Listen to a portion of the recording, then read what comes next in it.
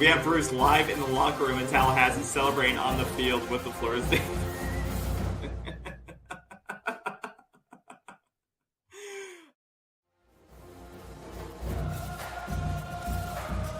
For NC State, 27 straight points for Clemson tonight. Like you said, you're not going to win games like that. It can't happen. And I don't know why. Like, we were able to run the ball so well in the first half, especially to the left side, and then all of a sudden we started to abandon it. And like I said, there is some inconsistency.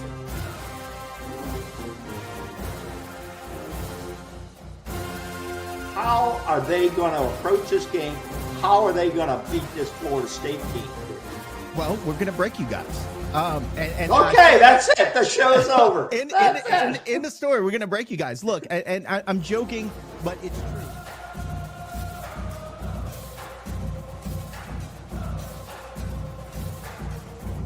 Lord, the climb continues, KB. Oh my God! I am sweating. Look at my heart. Look.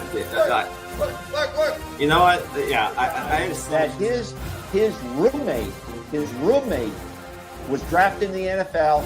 He's a very famous football player. I'm not going to name him. Oh, I remember his name. Jack Lambert. You ever heard of Jack Lambert with the Pittsburgh Steelers? Okay. Jack Lambert with the Pittsburgh. His roommate in college helped negotiate his deal when he was drafted.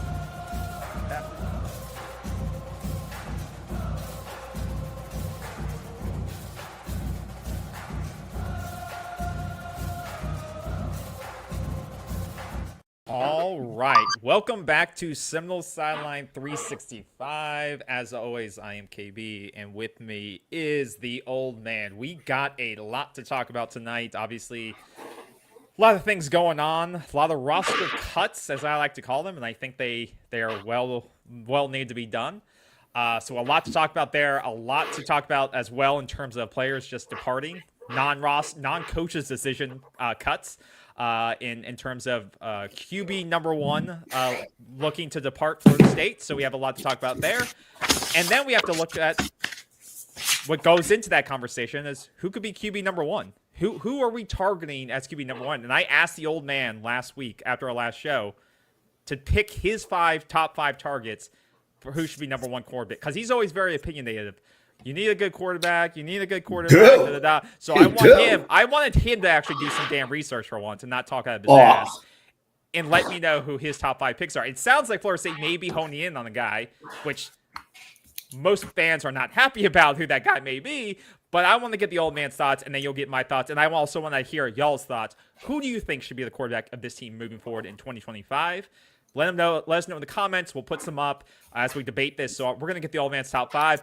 And then we'll go through some trending FSU Twitter topics. I've seen some good comments up there. I bookmarked some of them. So we're going to go through those on Twitter Tuesdays and put some of those up and get your thoughts around those. So we have a lot to talk about because there's actually more to talk about now than there was during the season, in my opinion.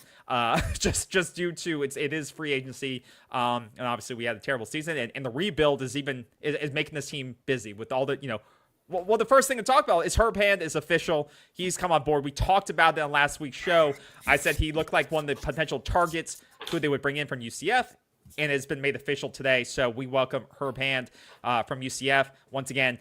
He is well respected in the league. You can say what you want about UCF, but you can see what the rushing game did last season, averaging 250 yards per game last year, and that would be a big improvement from what Florida State did the last couple of years. So, or at least last year specifically. So we welcome Herb Hand. He is known within the industry. He is another established name, and that's what we talked about with this staff in the rebuild. You're not going to get maybe the dream coaches that you want, but you need to bring in established names. Gus Malzahn is an established name that's an offensive mind. Herb Hand is an established name on the offensive line. Those are two guys. And then on the defensive side, we talked about Tony White, Pot Roast. Those guys are established names on their defensive ends of the spectrum. So you have brought in guys with names, with credibility at the Power 4 level. These aren't just up-and-comers.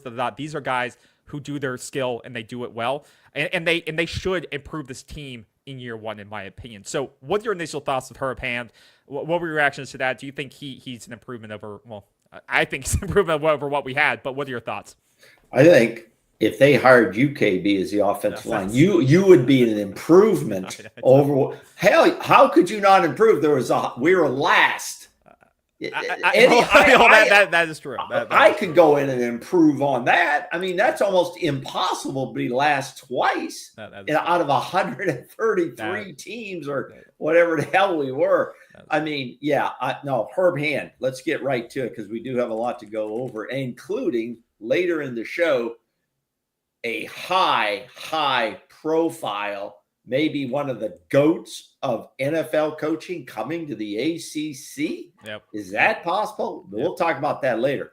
Herb Hand, first of all, let's talk. I think it's a good hire. I think Herb Hand sees that he's got an opportunity here to make drastic improvement. I think his rushing offense at UCF last season was in the top 20. Top 10, top 15, yeah. Top 20, top 50 is better than 133. Okay. So I think that Herb Hand, he's been around a long time. He's coached a lot of Power 5 and Power 4 football. They were number 8 last year in rushing. So we don't have to go through all the stats. We're not going to do that. But he is well qualified. His resume is well qualified, and nobody can really argue with that. He is so much better qualified than Alex Atkins. It's just day and night, okay? And this is with due respect to both people, but that's how the real world works.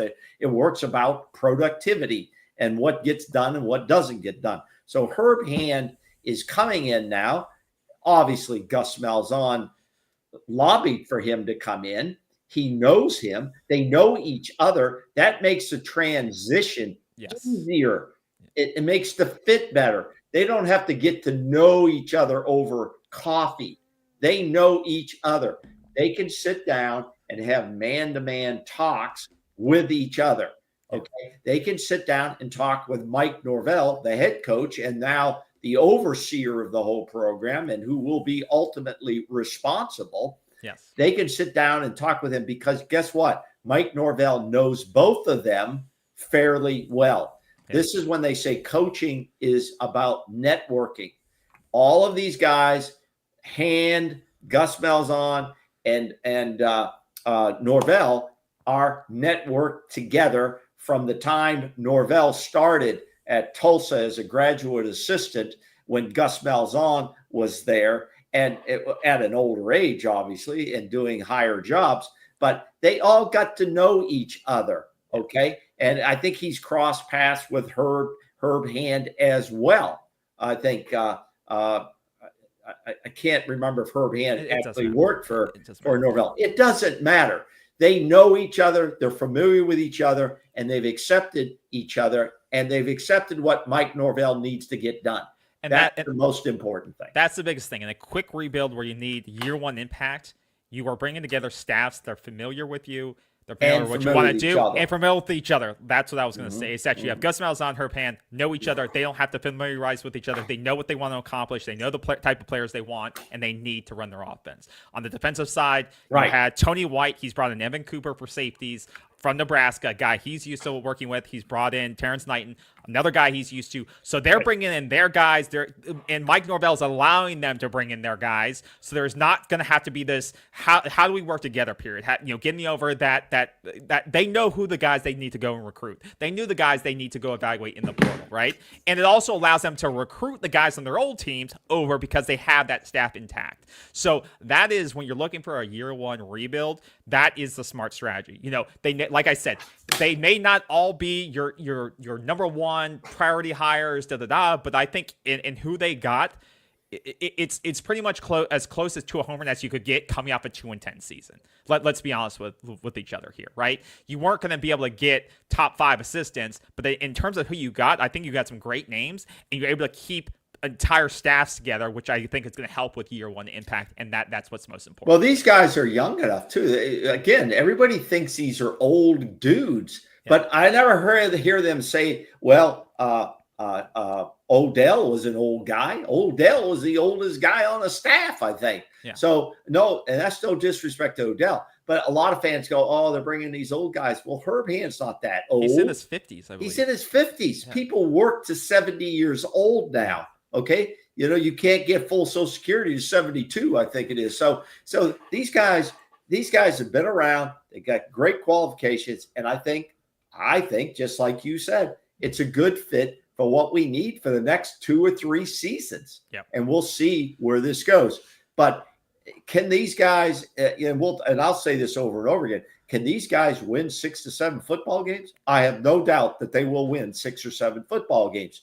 Is that enough to satisfy the immediate fix? I don't know. I don't know what the fans think immediate fix means. But these guys are going to make a difference here in Bill Campbell Stadium, for sure. Well, and this transitions into our next big topic and into our topic of roster change. Obviously, Florida State, you've seen, I think, 10-plus guys going to the portal this week, leaving Florida State. And I think many of them were coaches' decisions. Mike Norvell already stated he was going to have tough conversations with guys, and if they aren't ready to make an next step, if they haven't shown the potential to go to the next level, to make the impact, if he saw something, that they are going to be gone. And I think you're starting to see that. This is a strategy I think Mike Norvell should have had since year one. It seems like this year is the first year he's actually putting it into practice. You can't hold on to a guy for 3 years hoping he finally makes an impact anymore. Just like who you're going to mention.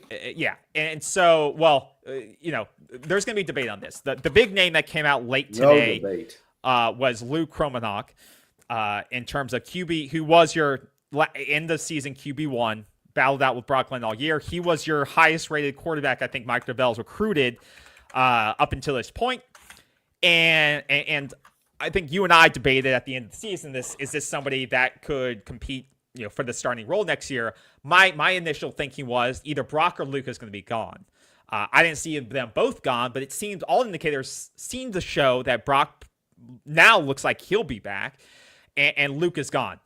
Early rumors were that this was a money dispute, and now those seem to have been 24/7. Let's be clear here. I'm going to say who posted what first. Absolutely. So this was the first tweet that came out.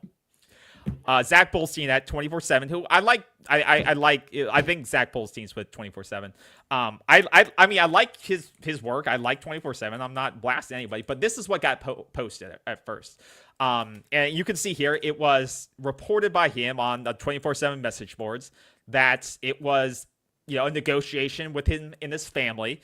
And it seemed like he was looking to planning on staying, but they demand more money. And he says like 7 figures. And then it seemed like that the two sides were going to be able to agree on that. Then it comes out later that this isn't the case, or that's at least what's now coming out, because now someone at the Osceola tweets this out, and now this could be media sources fighting now to get fighting for the story. Osceola Rivals reports that he spoke with Luke's dad, John, who emphatically denies that his son's decision to enter the transfer portal and leave FSU was NIL related, and he takes exception to anyone saying otherwise. He says they met with FSU coaches on Sunday night and still had questions about Luke's long-term development in the new offense. So I'll ask you, old man, who do you believe here? Do you believe Zach, who reported this at, in the afternoon, and Zach, who is, he's the face, one of the faces of 24/7. He puts his face on the line here and reports this as staff. He wasn't under some pseudonym. He reported this as staff under the message board, the VIP message boards of the paid site, and reports this. Do you believe that? I don't think he would report this unless he had a source for this. Or do you believe someone who comes in late, like the Osceola Rivals, who then says they spoke to his dad, now his dad's saying something different? Do you think this is some backtracking by the family? Or do you think this, who do you believe? First of all, I got to be honest with you. I don't really give a damn. I agree. I agree. If it's true or not, I'm not going to spend a lot of time on this. I've said for a long time now that, and I will address your question. You asked it. I think money is always involved with it today. I think there's money always involved with it, whether it's 6 figures or 5 figures or no figures. There's money involved because this is the business side of college football now. Okay. Now, the question is, why does a player leave? Does a player leave based on money? Does a player leave based on performance? Do they leave for better opportunities? There's a variety of reasons. Do they leave because the team had a shitty season and they don't see a path forward for their player, their son, whatever? Either way, whether it's Osceola Pat or whether it's Zach, I'm not going to get into that argument because I think it's immaterial. Do I see Luke Kromenhoek is a six-figure quarterback that Florida State should throw six figures at to keep him in the system? Absolutely not. Yeah. I would not throw six figures at a quarterback, be it Luke, be it Brock, be it Trevor Jackson, that hasn't produced yet. They really haven't produced. And wait a minute, and they haven't shown anything yet. Okay, and the reason I'm saying that is Mike Norvell, as I said for a good while, and you know I've said it, I've got the receipts for it. There's no way Mike Norvell was going to hitch his wagon to Luke Kromenhoek for 2025. He just hasn't seen the development there. Luke would, you know what? And let's say this now. All of these guys can go into the portal, and guess what? They may not find it fertile ground, and guess what? They can come back. Okay, so this could be a discussion that maybe if honesty is honesty, he could say to Norvell, I'm going to go test the market and see what happens. Now, the chatter out there is there will be some big interest in getting Luke as a developmental. I don't think people are going to take him on as the starter. I don't see a power 2, a power 3 university. I could be wrong. Maybe you know something would take him in as the immediate starter. They'd probably say, come in and compete. But he really doesn't have a track record to tell us. It's kind of like Tate Rodemaker. He went out and everybody thought he was going to set Southern Mississippi on fire. Well, he didn't do nothing. So, well, none of the quarterbacks who have transferred out of Florida State have done anything. No, let's be honest. So Brock Purdy, any of these guys. Luke is still in a developmental stage, and I think it's more of a fit than money. Money could be a piece of it, but I think the fit could be the situation. He may not fit what Gus Malzahn wants as a quarterback, even though Luke showed he could run the football. Yeah. You know, he could run the football, and he showed when he's given protection, he can throw the ball directly to the receivers if he's given protection and he learns to read the field. But is he ready to lead a team to a conference championship or to a playoff run?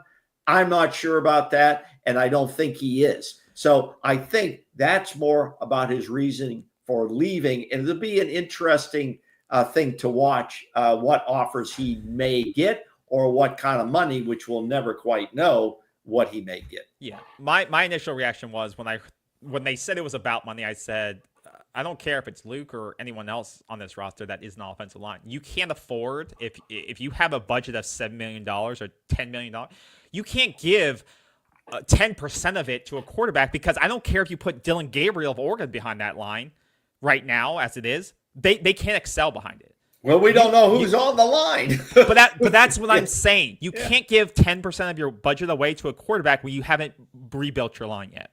So, because it doesn't matter. You can put an average quarterback behind a good line, and they can do wonders as long as they can deliver the football adequately. Look at the playoff field right now. Look at the half of the quarterbacks right now, and there's debates to be made that most of college football, the portal is how you develop quarterbacks now. Is that you aren't going to get a high school kid and develop them, because kids aren't going to wait to be developed. You have to go into the portal and get a guy that's gone to like a non-Power 4 school or Power 2 school, had a season or two, and then you take them. And that's how you get a developed quarterback nowadays. Because when you look at the playoffs right now, I think it's 5 out of 12. I did the research. 5 out of 12 or 4 out of the 12 playoff teams have transfer quarterbacks. So I think that is one of the strategies, is you look at someone else developing the quarterback at a lower level or a non-Power 2 level. They get their reps, they get their experience, and then you bring them in once you've got other things established. I just don't think that, if it's about money, you can't afford to get them. But if it's not about money, if it's about scheme, if it's about playing time, I can maybe understand it. To your point, I don't think Luke is going to go transfer to Georgia or Texas or I just mean a top 10 team, because I don't know who is going, like, unless he's willing to take a major pay cut and compete. Great, maybe he could. Maybe he'd go compete for the second or third string role at Georgia next year, depending on Gunnar Stockton. But I don't think you can't look at his tape and say that's a starter. That's a starter. I think he shows flashes, but for any of the top 25 programs, he has a better chance to compete and be the number 2 here. He was almost guaranteed to be number 2 here. I think that's why. I think that's why you said it. You said why scheme, is he leaving? Scheme. Yeah. It's got to be scheme, or it's got to be he was rubbed the wrong way when Florida State immediately started looking at the quarterback. Sometimes that's an emotional reaction, and if he or his support team, usually his parents, or his family, or immediate family, react that way, well, we got disrespected. Well, they're making a mistake. He was guaranteed. I would say he's guaranteed the number 2 position on this football team. Mike Norvell pretty much, gave him the briefing that you're number 2 when he took Brock. He didn't even play Brock the last couple of games. Okay. Yeah. So he said, Luke, it's yours. All right. And then Luke probably gets a little pissed off when he sees all the chatter, and it's true. They're out there talking to multiple quarterbacks. Luke and his family have to understand they're in a competitive business now. This is not the old college football that we used to have. They're in a very competitive financial and competitive performance business. And Luke right now does not have that development. Plus, let's remember, Luke was more of a multi-athlete in football in high school. Okay. He played safety, he played quarterback. He didn't put up some gigantic numbers that means he is ready to lead the football team. He doesn't have that. And that's no disrespect. He may win the Heisman Trophy in the next 3 years. I don't know, but he is not ready. Now, look at this list here. It's almost misleading. I hate some of these. He's number 1 ranked because of his QB rating or whatever the hell it is. Why is he number 1 ranked up there? Because of the QBR rating of 94? He played 2 games. It's probably just because, now all the sites say he's a former 5-star when none of them said he was a 5-star. Well, that doesn't mean anything. But that's why anymore. he is there. That's why he's up there, is because of his 1 year out of high school. He was a 4-star recruit. Let's remember all these sites, their expertise is whatever. Okay. But enough on Luke. Here's the deal. Luke's gone. He may come back. Who knows? DJ Lundy came back. He went out Colorado, took some pictures in uniform, and he was back. But that's what I want to say about this and all transfers is that don't be mad at the kid who decides to leave. That's their choice. No, that's college football now. Don't be mad for any reason, whether it's money, whether it's playing time, whether it's scheme. It is what it is. But don't feel beholden to the fact that we have to praise or post and say thank you, It's free agents. It's 1 year free agency now. So don't bash a kid on his way out, but don't feel like you have to throw a pity party and say, oh, we're lost without this kid. Everyone is replaceable. And if we're going to build the right culture at Florida State, it has to be a culture of competition. And if kids don't want to stay and compete, then they need to get out. If you're not willing to stay here and compete for a position and go 1 for 1 for that number 1 role or for that backup role, then get out. Yeah, I want to say this. My strategy for Luke would have been, Luke, if I'm his family and I'm talking, say, Luke, you're guaranteed number 2 right here for sure. You're going to start as number 2 and compete for number 1.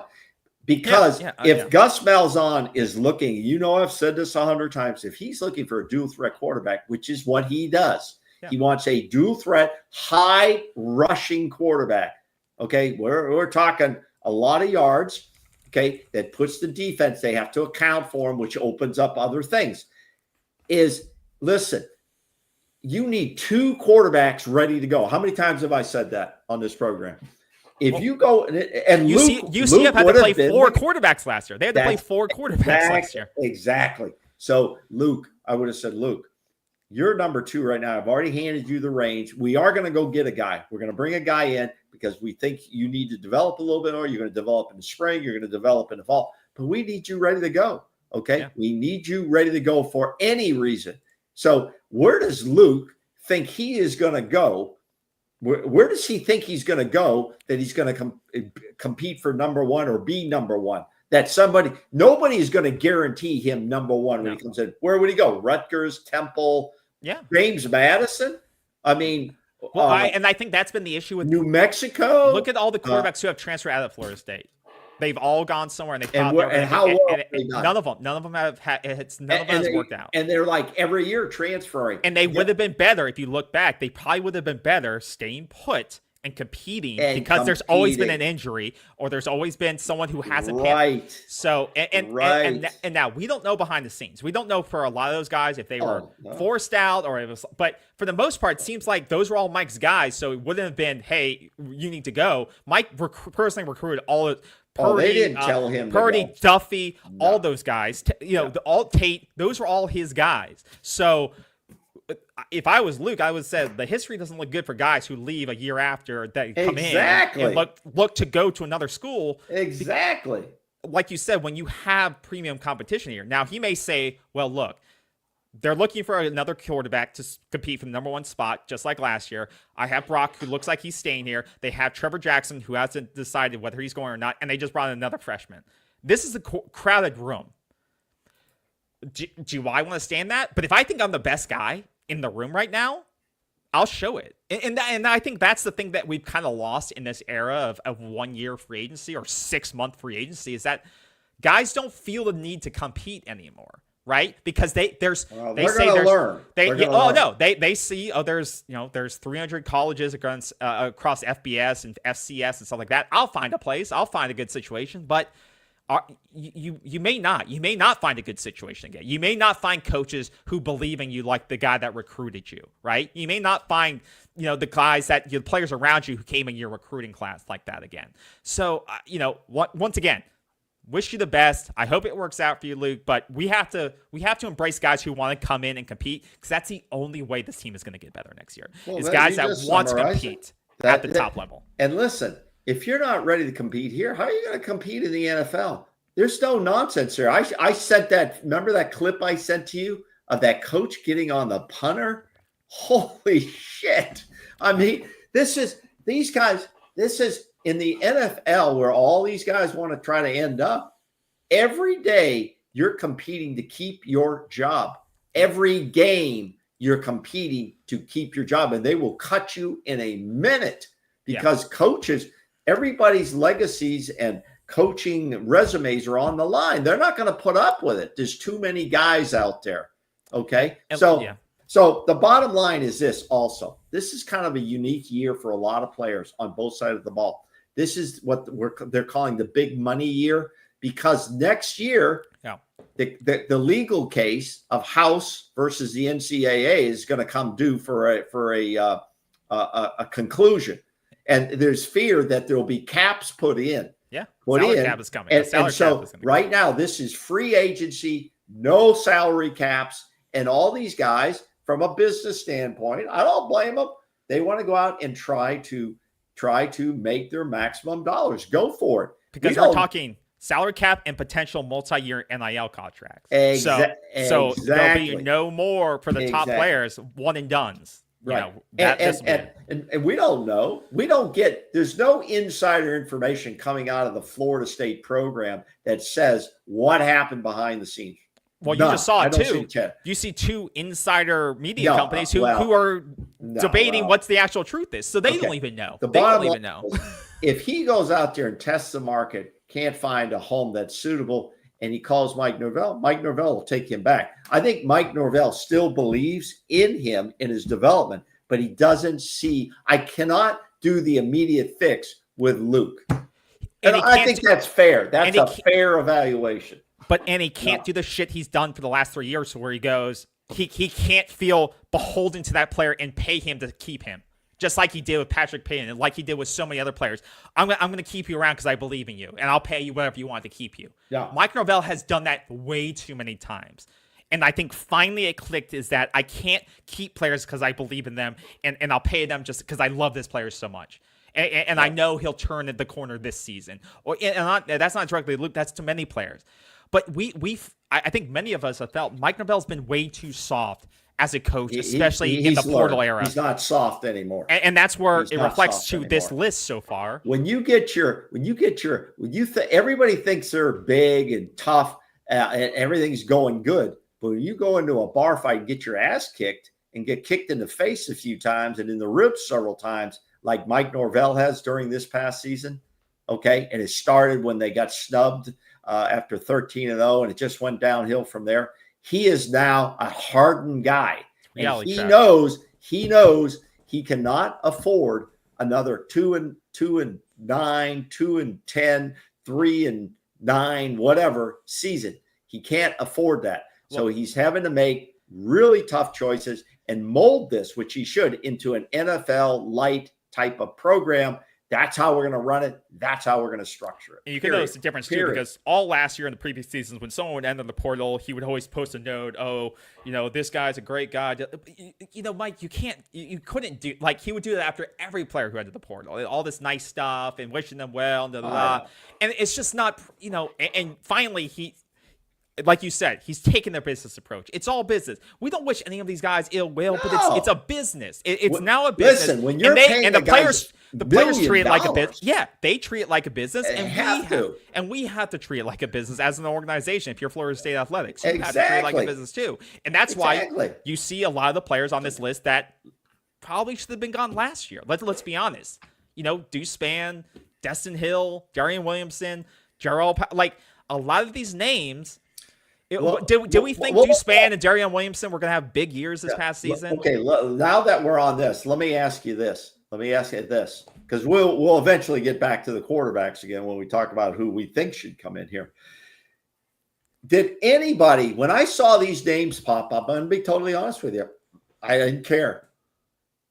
I didn't care. And these are all coaches' I can guarantee you 99% of these were coaches' decision, not player decision. None of these players were like, I'm going to go find a starting position somewhere. What production have you given up in the offensive player subtractions here? And this is whose site? Whose site is this off? Tomahawk? Tomahawk Nation. Yeah, Tomahawk Nation gets credit. Thank you for kind of listing all these. They have a good tracker. They have a good tracker. Okay, go back to the subtractions. What production on this list have we lost there? I think Destin Hill had 40 yards to his career. Wow. Deuce Spann. Yeah. Well, let's talk about the Luke was a potential development. Okay, still in development, so that's not a big production loss. Destin Hill, the cry has come out about Destin Hill. I think it's more of a cry that he first of all, nobody knew where he was for 2 seasons. Then he comes to Florida State. Then he gets injured. 87 yards, 87 yards in his career. I even heard one of the talking heads who does this for a living say, "Yeah, we're probably going to lose some experience there." What experience? What is he talking about? I almost 87. We're arguing 87 yards. If that's in 3 our years. Experience that we're concerned about. Come on. And this is why we struggle so much, because we have a receiver room that had no experience. They had no, no 90-yard catchers, 50-yard reception guys. Like, this is what we were like. Someone said this was going to be our number 1 receiver going to next year. Yeah. If that was going to be our number 1 receiver going, we were already set up for failure. Great. He has not shown any performance since he came to Florida State, period. And that's due to injuries. That's due to the delays. It's due to a lot of things, but it's immaterial. Yeah, He's still not shown performance that we can rely on for the immediate fix. And how many coaches? How many coaches outside of? But how many coaches outside Mike Norvell would hold on to a guy for that long? But that goes back to Mike Norvell's believing in guys, and like. We gave this guy 3+ years to figure it out. You can't get on the field. And that's what I'm saying. Mike, I hope it's clicked for him that you can be a good guy and also be a businessman. You can do both, but you have to be real. And you need to have guys that can make a difference in this program. You can't hold on for a guy for 3 years and hope he finally clicks. I'm sorry. It can't work like that. Okay. Now, the other guys, Darian Williamson did nothing here. Now, here's one of the fan favorites, and everybody I heard on the chatter today in the shows, Julian Amela. Oh, yeah, we thought, and he was going to be a stud when they got him out of high school, Alex Atkins. There's a couple of things that Julian has done well. One, he's dumping the Gatorade right there on Mike. You see it on the chart here. Perfect picture. See him? He's dumping the Gatorade on Mike. So he did that very well, okay? And the other thing was when he took the flag from the Gators and kind of threw it down with no helmet on and was getting beaten upon. Those are the two things I'll remember about him. For some reason, this guy, a beast of a man, never developed and couldn't get on the field. He had very few snaps in 3 seasons here, and they were all in cleanup duty. I don't think he unbelievable. I don't think he played in a single game. What a disappointment after such fanfare. The fans have to be very careful who they're hugging and kissing anymore, because a lot of guys will come and go in this program. He was a 5-star number 1 prospect. Yeah. And Alex Atkins, was brought in a guy, couldn't get on the field. That's unheard of. A 5-star guy can't get on the field in 3 seasons. Unbelievable. Yeah. Unbelievable. Okay. Who else is on that list? So there's no one on there. There's nobody. Who the hell is that? Jamel Powers. Who is he? He was supposed to be a developmental player. Once again, I never heard of the guy. Yeah, Jackson West, Brian Courtney, nice guys, but developmental play. You knew these guys were going to be developed. These are all developmental. Let me say something about these guys before we move on. All of these guys, if they're smart, will go to the level they need to go to find a place to play. If any of these guys go to the Texas to sign up, good luck. You're not going to play there. Okay. You just need to find playing time. You need to go and find where you fit in with their system and where you can compete for a job. And we wish you all the best of luck. Let's go to the defense. But that's a good area too. The tight end. You saw when you brought in impactful freshmen with Amari Williams and Landon Thomas. Those guys, when they got on the field, you saw the plays they could do. Yeah, and versus Brian Courtney and Jackson. And not to say that but those are developmental pieces that in 3 years just couldn't. Courtney did some nice stuff on special teams trick plays. But once again, he couldn't get on the field. Break the field. But when you see Landon Thomas and Amari Williams as true freshmen, you could see that growing. Those are guys where you see it on the field and you could see, okay, what if we develop them further? What more could they do, right? And so that's the difference where you need to get guys that can come in and make that difference on the field and be on the field like that. Freshmen that can do that. And not hold on necessarily to guys for 3 or 4 years. And you're like, when is it going to click? When is it going to click? When is it going to click? Yeah, you struggle with that. So I hope these guys can find their landing places. Okay, let's go to defense real quick. When I saw the names come across the chatter this week, I said only one really stood out to me. No, I'm talking about the ones who entered the portal. I haven't gone to the declarations yet. No, I'm saying one stood out to me. I didn't. Omar Graham. I thought he had a good season. I think he put enough on tape that he thinks he can get some money, and I don't blame him for that. I don't blame anybody for going to find money. He's the only one I think was not the rest. A non-coaching decision. Yeah. I believe. And Omar, guess what? And he knows if he doesn't find what he wants, he'll call up Norvell and they'll invite him back. Okay? But I think he was going to be a starter on this team. Oh yeah, in my opinion. I think he's leveraging himself, which he should, because he was one of the few players who I think got better as the season went on, and he knows that, and he's young, and he's got multiple years, and he's leveraging that, which he should. Of course. Who the hell is going to be the linebacker coach? We haven't heard that. He must be on one of those playoff teams. He must be. Just like the wide receiver coach and the quarterback coach. Now, some people are saying, are we done with the pink slips? I don't know about that. You got to fill the wide receiver and you got to fill the linebacker. So you got 2 openings there. The quarterback thing, I haven't heard anything if Tokars is staying or not. I don't think he should stay. I think he needs to leave. And But since we're talking about defense, no linebacker coach on. I don't know what's taking so long unless it's in the playoffs. Okay.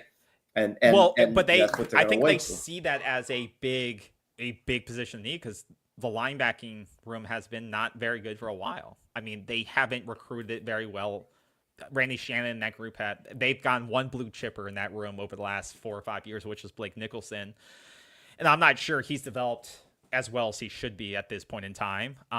But you did. I like Blake. I like his enthusiasm. I think he has great attitude. I don't think he's an impactful looks like player. a linebacker. He doesn't look like he looks like a safety to me. I just you don't see enough impactful plays. You see those guys on other teams who are all over the field and they make impactful plays all the time. And our linebacker room hasn't been like that in so long. And I think Mike Norvell's looking for that coach, or he has that coach pinpointed. But we need dudes in the linebacker room that are all over the field that can be in coverage. You need the Derek Brooks type of guy. Yeah. I mean, those guys. And we haven't recruited those guys in a while. We missed out. Ernie Sims. And in the 3-3-5, you're going to need linebackers are going to be critical, right? So I think they're going to have to get some major hits in the portal, and you could get those guys from Nebraska, but you're going to need guys that fit the 3-3-5. In this new defensive scheme. So it'll be interesting what they go Okay, after. let's say this, KH.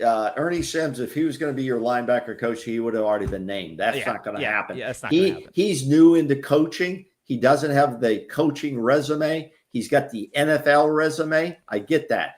But a player doesn't make a coach, and a coach doesn't make a player. Okay, so he's got to build his resume, and Ernie's probably going to end up moving on like most coaches do in their developmental phases. Yeah. So that's probably not going to happen. So Omar's the only one we hope that we can get back. I would love to have him back, but you have to pay accordingly. You can't overpay for a guy. That's right. Let's look at the declarations.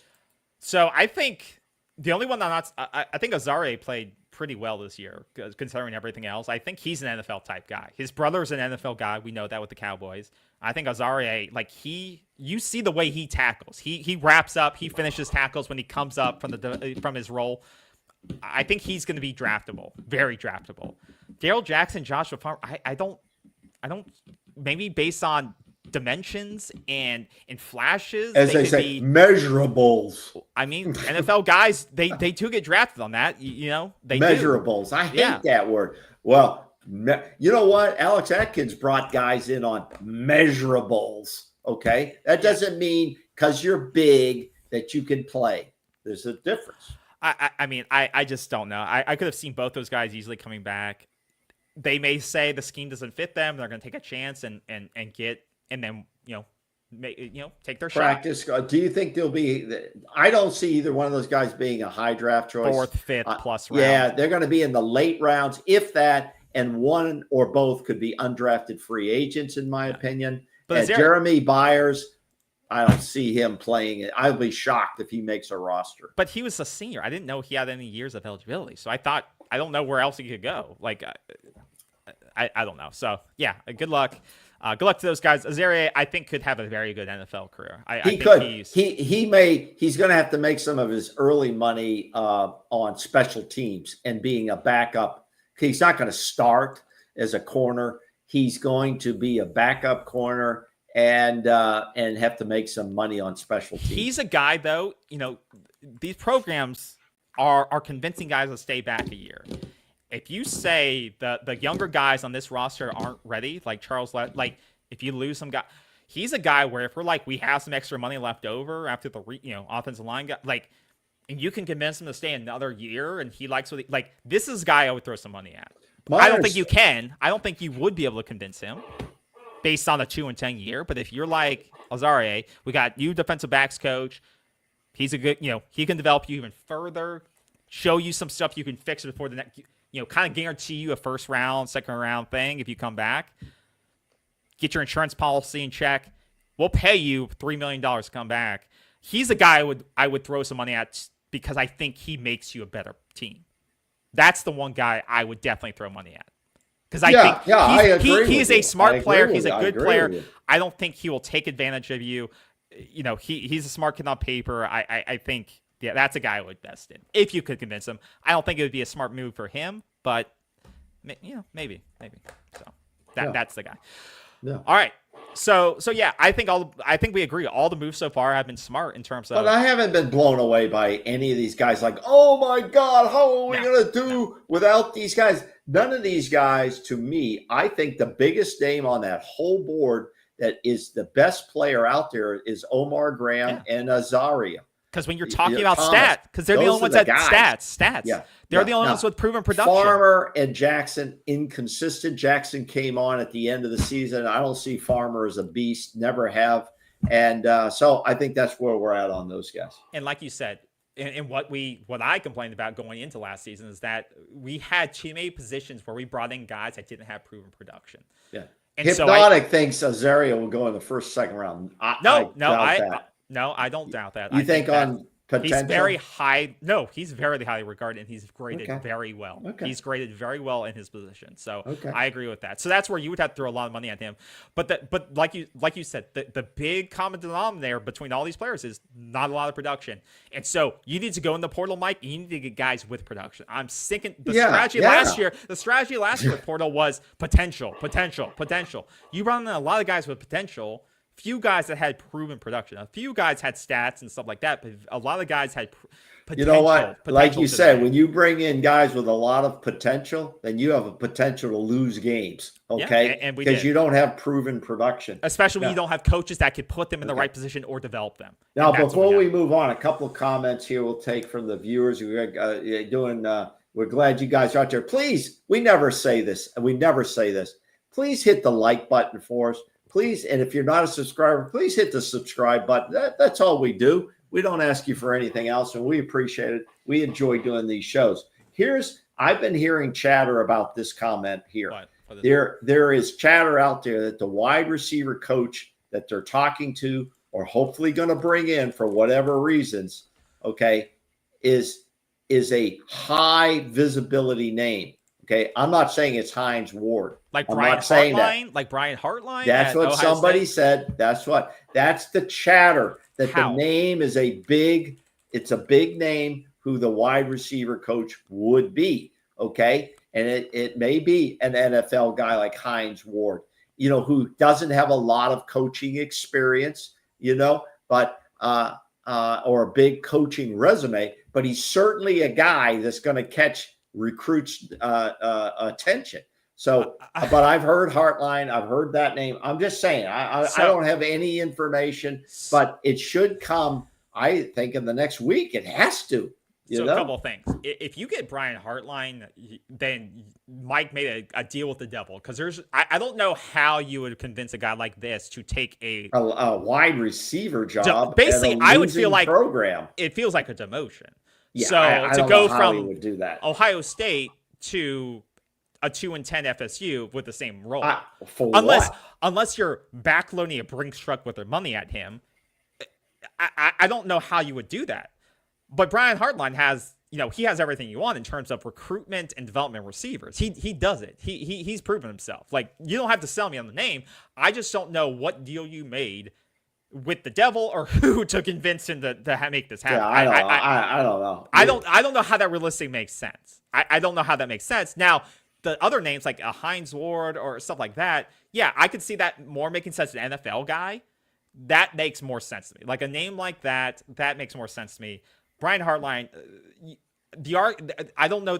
Someone would have to tell me the argument for that, because that doesn't make any sense. But I haven't heard any names. The chatter on the wide receiver thing is kind of like really crickets. I mean, there's not a lot of names being thrown around there that I'm hearing. I don't hear anything from the people that do this 24/7. So I don't know, but I think something's got to pop here in the next several days. I think it has to too. And like you said, it's weird that we haven't heard Here's a comment. Somebody saying that Ward is a Patriots wide receiver coach. I don't know. Interesting. Okay. Do you think a pro coach like that is smart? Yes. I always think if you can bring coaches in that have either high P4 coaching, years of experience, or NFL experience, yes, because listen, when you show up and that coach is an NFL caliber guy like Patrick Surtain, we don't talk a lot about him at DB. You have respect for that guy. This guy has been there. Okay. This guy has been there. So this I hate it. Listen, I hate it when I'm in a conversation with people and they start telling me about military stuff. And I ask them, when did they serve? And they go, well, I never really served. I watch stuff or I read. I said, well, I did serve, and that's not how it really works. Okay. That's not how it really works. So as a coach, if you don't have the experience these kids are looking for, recruiting wise, you're gonna be. It's not looked as strong as a guy who does. That's why a lot of people are drawn by Deion Sanders, not only his personality, but what he did at the next level. I mean, it's hard to disagree with that. Okay, when you have played at the highest level and had success, that is important when you walk into a recruit. Yeah, I mean, his Patriots guy could make some sense. He was with Washington last year as an offensive analyst. Okay. When they went 14-1. Okay. Number 2 ranking in the and he's now the receivers coach. Once again, they would be like a kind of a up and comer, I guess, like very little experience at the pro level. I think these guys are going to start, KB, building resumes like hybrids between the NFL and college. Okay, where a guy like this could come back down to the college, get some experiences, maybe pop back up to the NFL, and the next thing maybe takes the college job. Who the hell thinks $10 million Norvell's getting paid? I'd take $2 million. These guys, how many NFL coaches, head coaches are making $10 million like Norvell a season? 10. So what I'm saying is I think you're seeing guys building resumes. Yeah. Or the networking piece takes place. Yeah. Right? Gus Malzahn may know this guy and say, listen, I got an opportunity here. I don't know if that's the direction you want to go in, but we'd love to have you if you want to. Because they're out there talking to a lot of people, and that's good. They're talking to a lot of players. That's good. We're not soft-toeing it anymore. We're bringing players in on our roster to say you really don't fit where we're going. Well, with that, talking to players, let's talk about the QB chart. So we talked about we lost our top quarterback. Yep. And I asked you to come back to me, and this is where we want some audience participation in terms of, do you guys disagree or agree with the old man? Let us know here now. Stay on this topic. Yep. Who are your top 5 portal targets for Florida State to be QB number 1 next year? And I will pull them up as you say them. And once again, I don't know who the hell you have slated here, but here's who I see. Okay. First of all, I agree they're out there talking to a lot of quarterbacks. Yep. That's the first thing that's important. Yep. The second thing that's very important is we've already got the OC, Gus Malzahn. He's running the show on the offensive side, and he's got his O-line coach now, Herb Hand. So you got your OC, you got your O-line.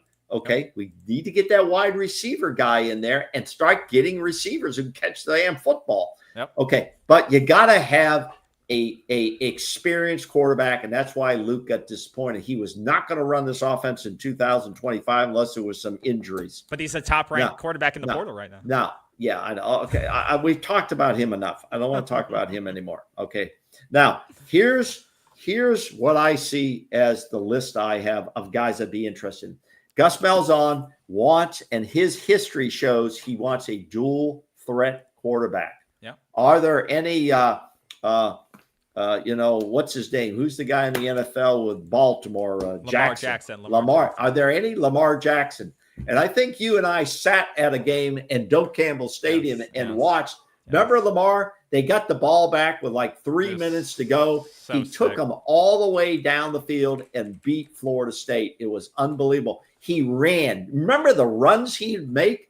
That is what the dual threat quarterback can do, and that's what Gus Malzahn wants on this football team. Now, so my list I'm looking at dual threat guys. That's it. I'm not looking at guys who've like this season have accumulated 98 to 150 yards running. That's nothing. Okay. Those guys are out. Okay. So, and we can debate this. So we're looking at one of the top candidates has to be Caden Salter from Liberty.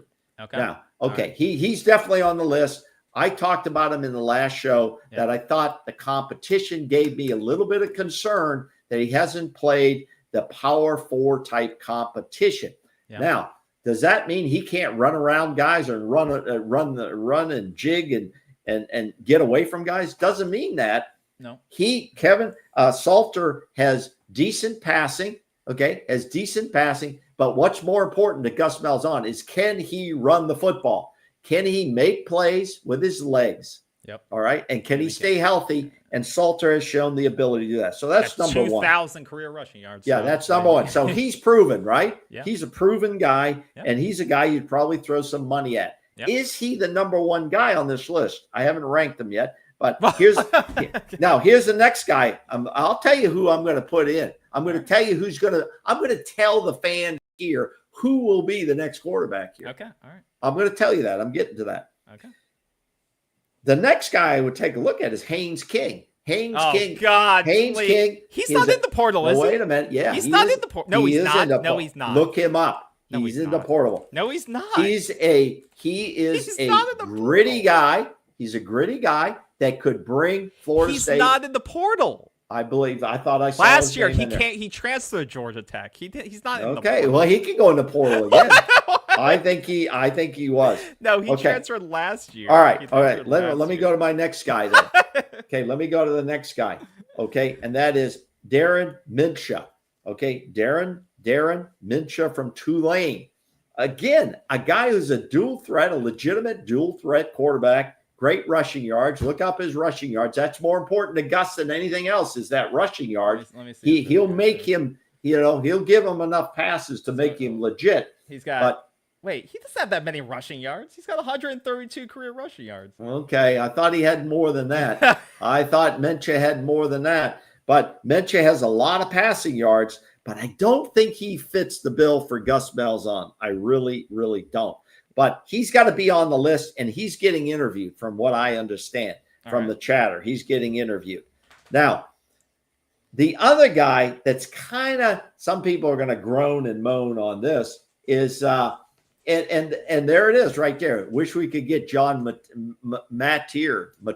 Oh, from Washington State. I agree with that. I think he needs to be talked to.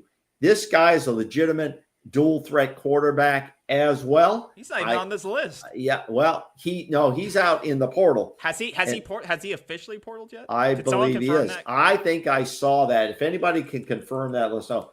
Somebody Hypnotic is saying that he's probably going to go to Oklahoma. This is the problem. All these guys, the best guys, are going to get picked off pretty quickly. That's why this is a 24/7 business now. Well, the portal didn't officially open until today. It officially opened today. Yeah, but most of these guys have agents that might have verbal agreements already set up. Mateer is the best pure. He has the biggest numbers, I think, of all the guys you've said, other than the Liberty kid. But this guy at least has played competition. Okay, so he's out there. Now, another guy that nobody really talks about, and some people will snicker. This is number 4. This is number 4, right? Yeah, and I don't think he's entered the portal, but there's some chatter he could, and he's been injured a little bit this year, and that is Kyron Drone from Virginia Tech. Oh, God. Oh, okay. No, legitimate runner, legitimate runner, okay, and he can pass the ball, and it's a big kid, Kyron Drones. So this kid could have some impact, okay? Now, what are you basing this off of? Just pure rushing stats? Are you just looking at the guys who have rushed the most yards, and that's it? I'm looking at, are they heavy on the rush? Yes. Are they heavy on the rush? Now, nothing else. Here's the guy. Here's another guy. He was 9 of 20 against Clemson. Here's another guy. What are we doing? Okay, here's another guy. Okay, the chatter is they're talking to maybe a dozen quarterbacks, and I'm telling you the guys that are on the list, because they don't know if they're going to get these guys or not. No. Okay. No. The other guy you could look at is the guy at Duke, Malik Murphy, who came over from Texas. He just had there last night. Last night. Malik Murphy is a guy who's a dual threat quarterback. He was in high school. I like Malik. No, he just didn't get the playing time. He showed up at Duke. They won a lot of football games this year with Malik Murphy. And he played good competition versus a guy like Salter did. Okay. Now, here's the guy that Florida State will be the next quarterback, in my opinion, at Florida State, and I'll give you the reasons why. Heard it here first. You don't even have to be an insider here, though. No, here it is, right here. You don't have to be on our Ultimate Seminoles Sideline Breakfast Club for $200 a month, okay? This is free information for all of you out there. So get your pens ready. Get ready to write this down, all right? Because you know what it's about, KB? It's about production. You see this right here? This is about production. This is the newspaper from my hometown, and right down here is my name. You're doxing yourself. Is my name, okay? And that's for 5 for 5 on our softball team when we blew out another team 21-10. 5 for 5, I'm in the newspaper. That's production. That's what you want. And you know who brings that in here? Oh, God. Thomas Castellanos. Oh, God. No, Thomas Castellanos just, from Boston College. You've been watching too much War Chant. You've been watching too much War Chant. I have a little problem with him, the way him and Bill and Brian bumped heads, and he was out of a job, and then he left the team. I got a little reservations about that, but let me tell you why he's going to be your next quarterback. He was originally recruited out of high school by Gus Malzahn. Gus Malzahn knows him well, okay? He's going to be comfortable with this guy, and Castellanos has the production that Gus wants, okay? He's beat Florida State twice. We saw how good this guy looked, okay?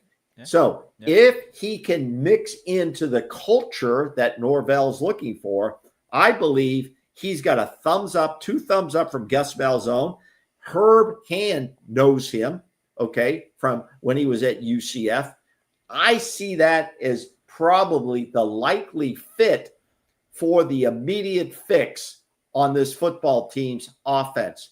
The question is, what happened with him and Bill O'Brien that created the turmoil on this situation?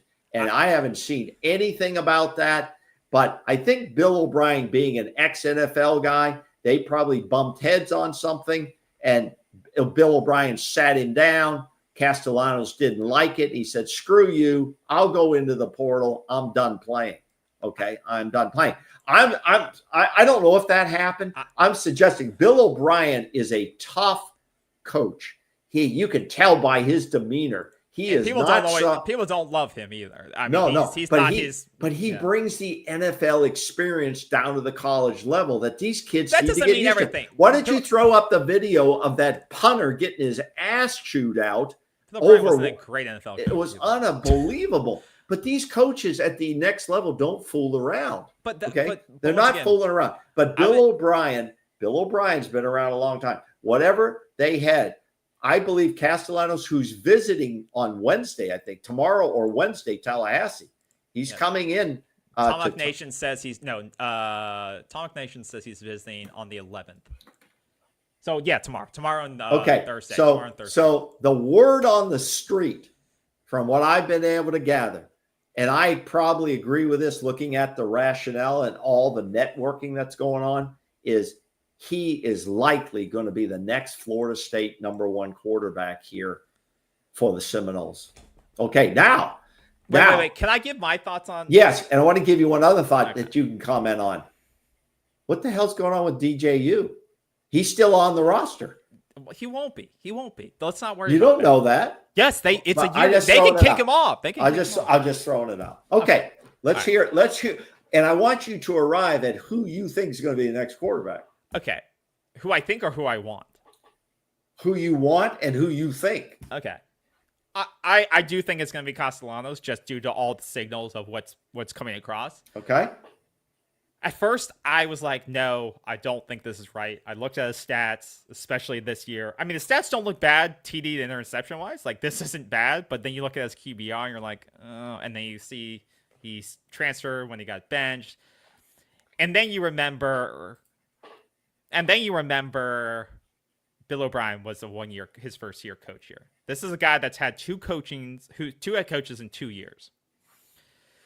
And Bill O'Brien, like you said, is an NFL coach who is a pass-first type of coach. He wants a pocket passer. Bill O'Brien does. He's the old style NFL drop back Tom Brady type coach. I remember we discussed this on our previous show, the BC game. We said, how is this going to fit with Castellanos? Are we gonna see a Castellanos that sits back in the pocket?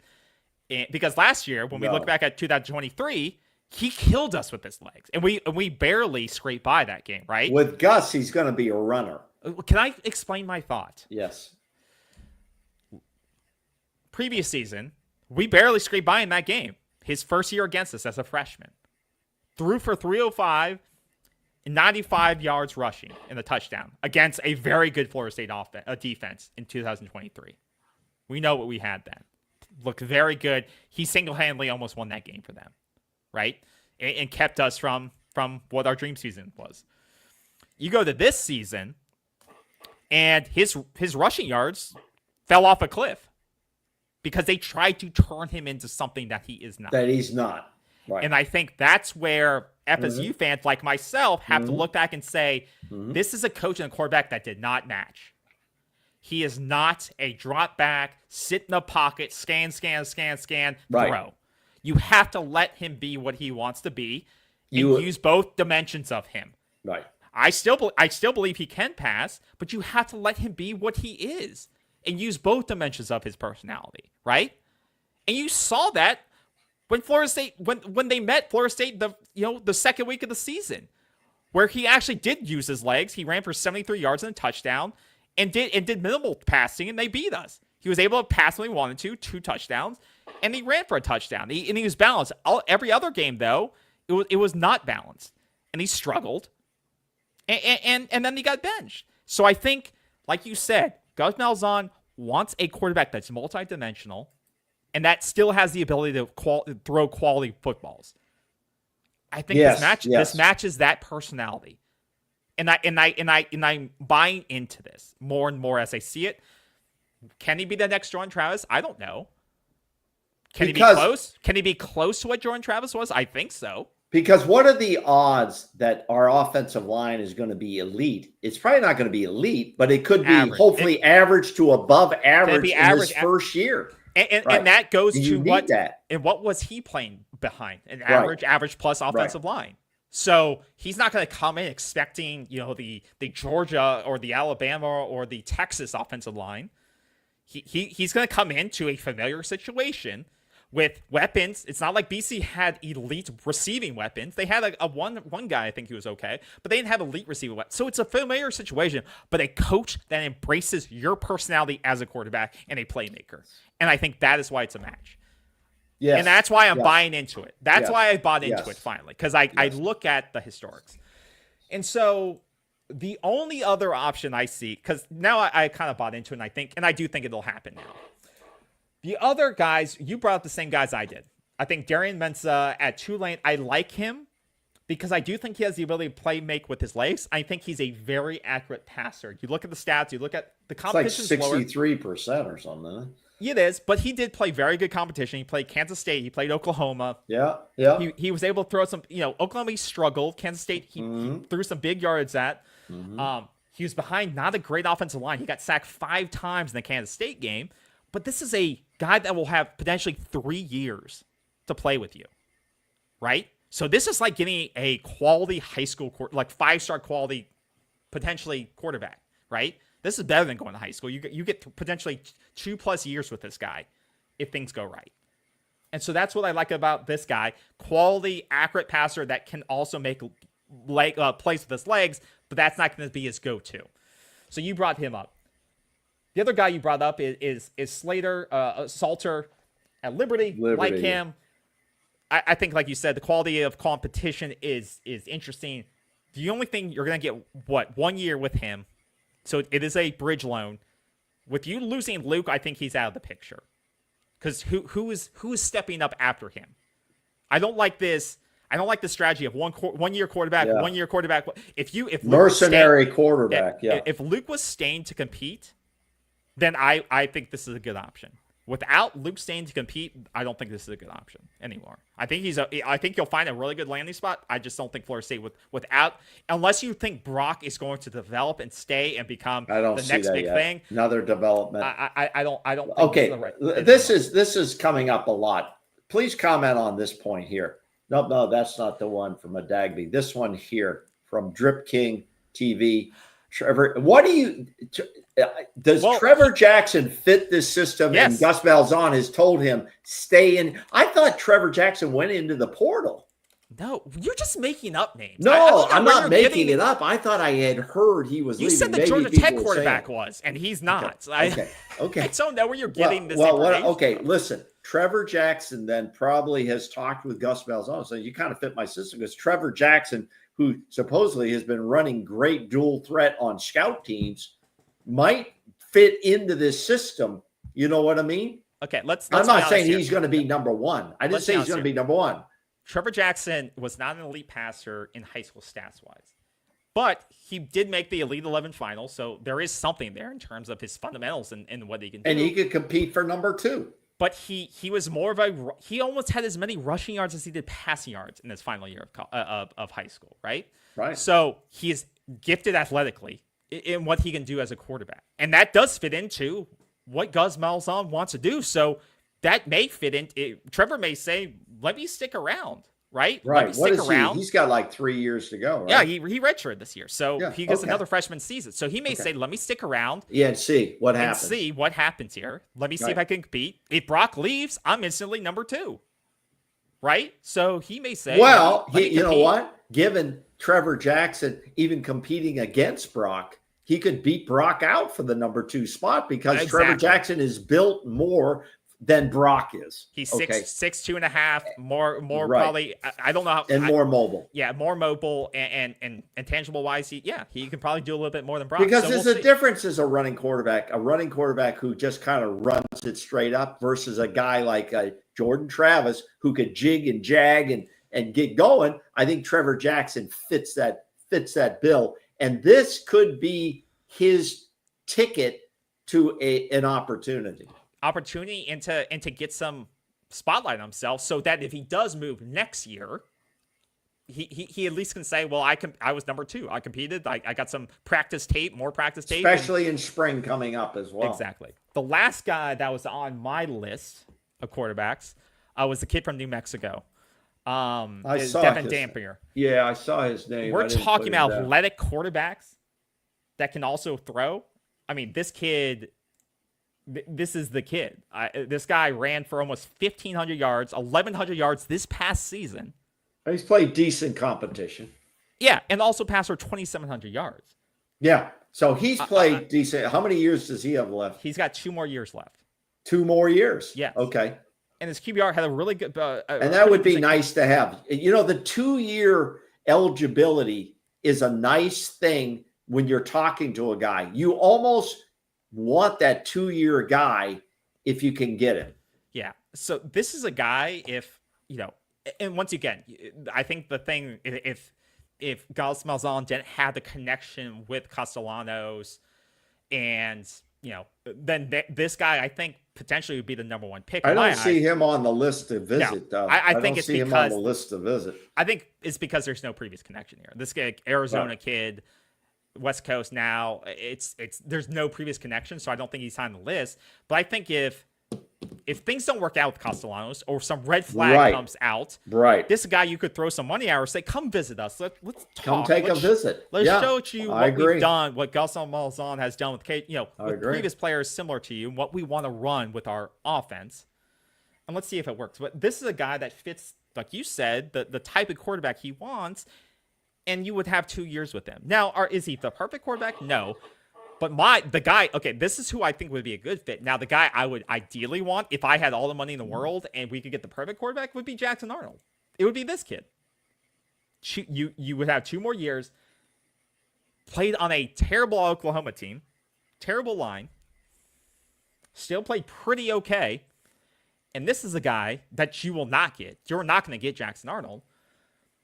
But, 1,400 yards this past season, was able to run for another 400 yards, and plays very good competition, obviously. Struggled this year. I mean, the team struggled this year, obviously. But this guy against Ole Miss, he had 22 of 31, 2 touchdowns, rushed for another 39. You can see against Alabama when the game they won 21-3. Right. You can see didn't have a great game passing, but he ran for 131 yards there. So he's able to do it with his, a little bit with took care of the football, was able to do it. Like, he's a dual quarterback who I think at a high level was a highly recruited quarterback playing behind a terrible line. And you can see in the Ole Miss game, another 2 touchdowns, 182. He's a dual threat quarterback. If you were able to get your perfect quarterback, I think Jackson Arnold would be it for Florida State. But I don't think he's even looking at Florida State because he just played behind a terrible offensive line, and he's not looking to do it again. And he knows what he can garner in the NIL market. So this would be my ideal, but I think realistically, we're going to get Castellanos. And I don't think it's a bad pickup. I think this would be way ahead of what Luke would be able to give us next season. Athletically, what he can give us. And I think this guy knows the system, will know how to run it. I just want them to set the expectations of this isn't going to be a perfect offensive line. And I hope they put the right weapons around it. I hope they do that. So I agree. Okay, well, I just got some information that Haynes King, for all you people out there, is in the portal. I looked it up. I just looked it up, and it says he's in the portal. No. It says this is 4 days ago. No. Haynes King transfer portal. 5 potential landing spots for Georgia Tech. No, he's not. He's not in the portal. Why does this say this? Because last year he was. He transferred to A&M last year. You're losing it, old man. No, this is... Share your screen then. Share your screen. I don't know how to do that. Yeah. He's saying fake news, and he can't even put it up on the screen. Send me the link. No, send me the link. I mean, can't you just put in Haynes King portal and see what comes up? Just see what comes up. I literally just did. Haynes King portal right here. I think he's going to test the market. Why the hell wouldn't he test the market? I think he's everything I'm seeing is talking about him either in the portal or potentially looking at it. You have to look at I'm looking at it. It says 4 days ago. This is right after the overtime game with Georgia. What site?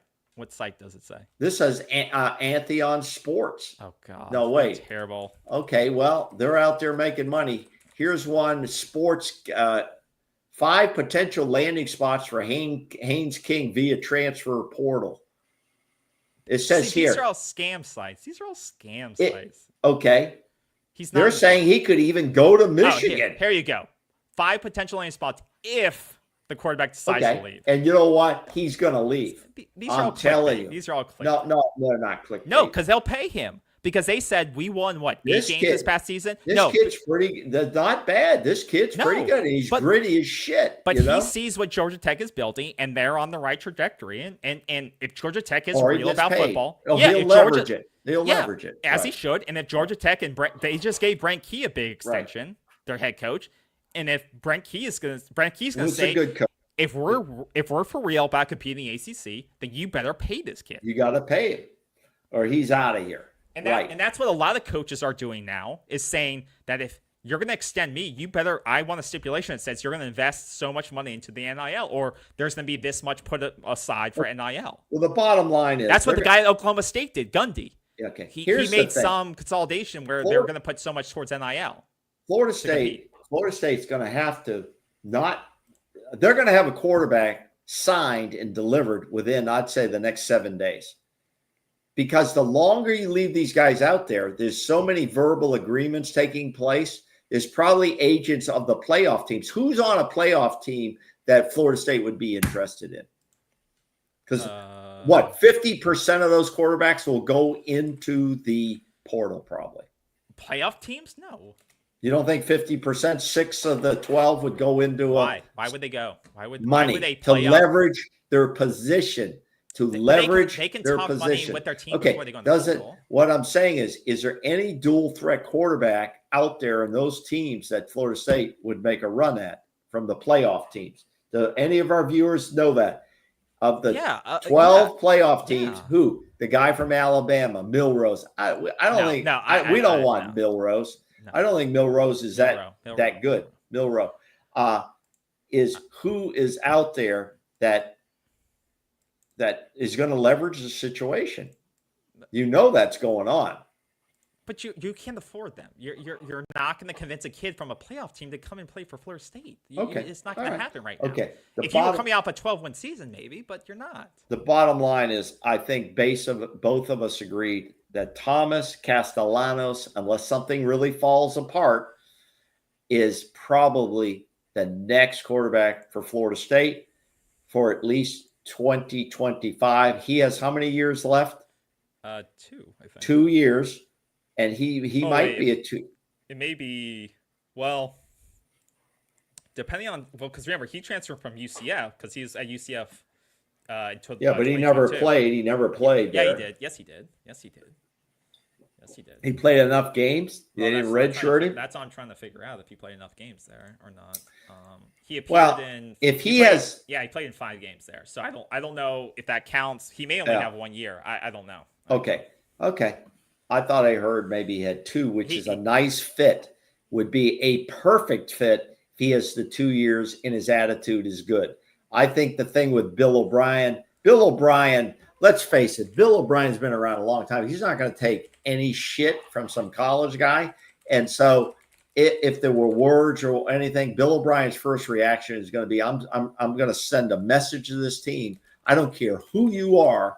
If you don't want to play here, then I'll sit you down. So, or if you're uncoachable, I'll sit you down. Bill O'Brien's an old school type guy, which I think leads us to, we both think that Castellanos is probably the guy. Yeah. Okay, so if you look at that, then you have Gus Malzahn, Herb Hand, Castellanos as your starting quarterback. You've got Brock Glenn and Trevor Jackson competing for number 2. Is it possible you could go into this list and find another quarterback, dual threat guy you would bring in as a backup? Oh yeah. Not to compete for number 1. You'll tell Castellanos with the money you're going to throw at him, you're number 1. But if you go down, I want this guy ready to go. There's going to be a ton of quarterbacks in here. Dual threat guys. Yeah, there's a guy I'm sure you can find in here, but is that guy going to be better? Yeah, I'm sure you can find a guy. Okay. I don't know how the guy. I think that's something to watch. I think it's something to watch. We don't need to rattle it. But I don't know if that guy, if you're going to find a guy who's going to be motivated enough to compete for the 3rd position, or compete for 2nd. You got there's got to be some motivation for that guy, right? I don't know if you're going to. Because right now with Trevor Jackson with 0 experience at D1 and Brock Glenn with unevaluated experience, but basically. he's Brock Glenn started 4 games. I know. So we can say no, he does, but he's not shown the performance to lead your team. Well, he won an ACC championship. Let's give him that. And he was behind the worst offensive line. You haven't seen him with a functioning offensive line. You haven't seen him with a functioning offensive line either. You're right. You're right about that. But the defense won the ACC championship game. So that's my only problem is you must have an adequate backup quarterback or you're in trouble right away. And so I hope that problem gets solved. But I kind of like what's coming together here. And I think that I don't know where else Castellanos has visits set up. Haven't heard anything about that. But it's going to be interesting. But we need to get that wide receiver coach in and start working that wide receiver room because that's got a lot of holes. Okay. Yeah, and I don't know. They gotta if Tony Two Cars is going to be the quarterback's coach, then I would think Castellanos would like to know that because Gus Malzahn is not going to be the quarterback's coach. That's pretty much been talked about. He's not going to do that. So my we talked about quarterback. Now the other one is Sperry. No, look, is Sperry is not going to play a major role in 2025, but he is also a dual threat guy who people really like his skills. Yeah. So. Yeah, hopefully you don't have to play him, but they do like him, which is, you got him to flip from Oklahoma. So, yeah, you like what he has, but you hope not to have and not to interrupt you. not to interrupt you, KB. Here's a good question. When players visit, do they perform in front of the coaches? I don't believe they do. I've never heard that. I've never heard anybody in chatter say that they do. I'm not even sure they're able to legally do that. Okay. Yeah, 'cause if they get hurt, then they're screwed. Yeah. I wouldn't do that. And No. Once again, it's not gonna. But it's not gonna tell them. It's not gonna. I mean, Right. it's not like a pro day for them, right? No. They got enough tape on these kids to know whether they have it or not. Game tape. That's correct. So we don't think so on that one, KH. Okay. What else you got? I think the biggest concerning thing to me is that Florida State's only set up, as far as Tomahawk Nation's reported, and I think that's been out there among these sources that they've cited, is Florida State's only set up like 4 visits so far. Of quarterbacks? Of anything. Of anybody. So you have, let's just go through them. Castellano's coming in tomorrow and Thursday. You have a tight end from Elon, who's well regarded, coming in on Thursday and Friday. Or sorry, coming in this weekend, Cody Hardy from Elon, who by all Elon's regards, a very small college in North Carolina.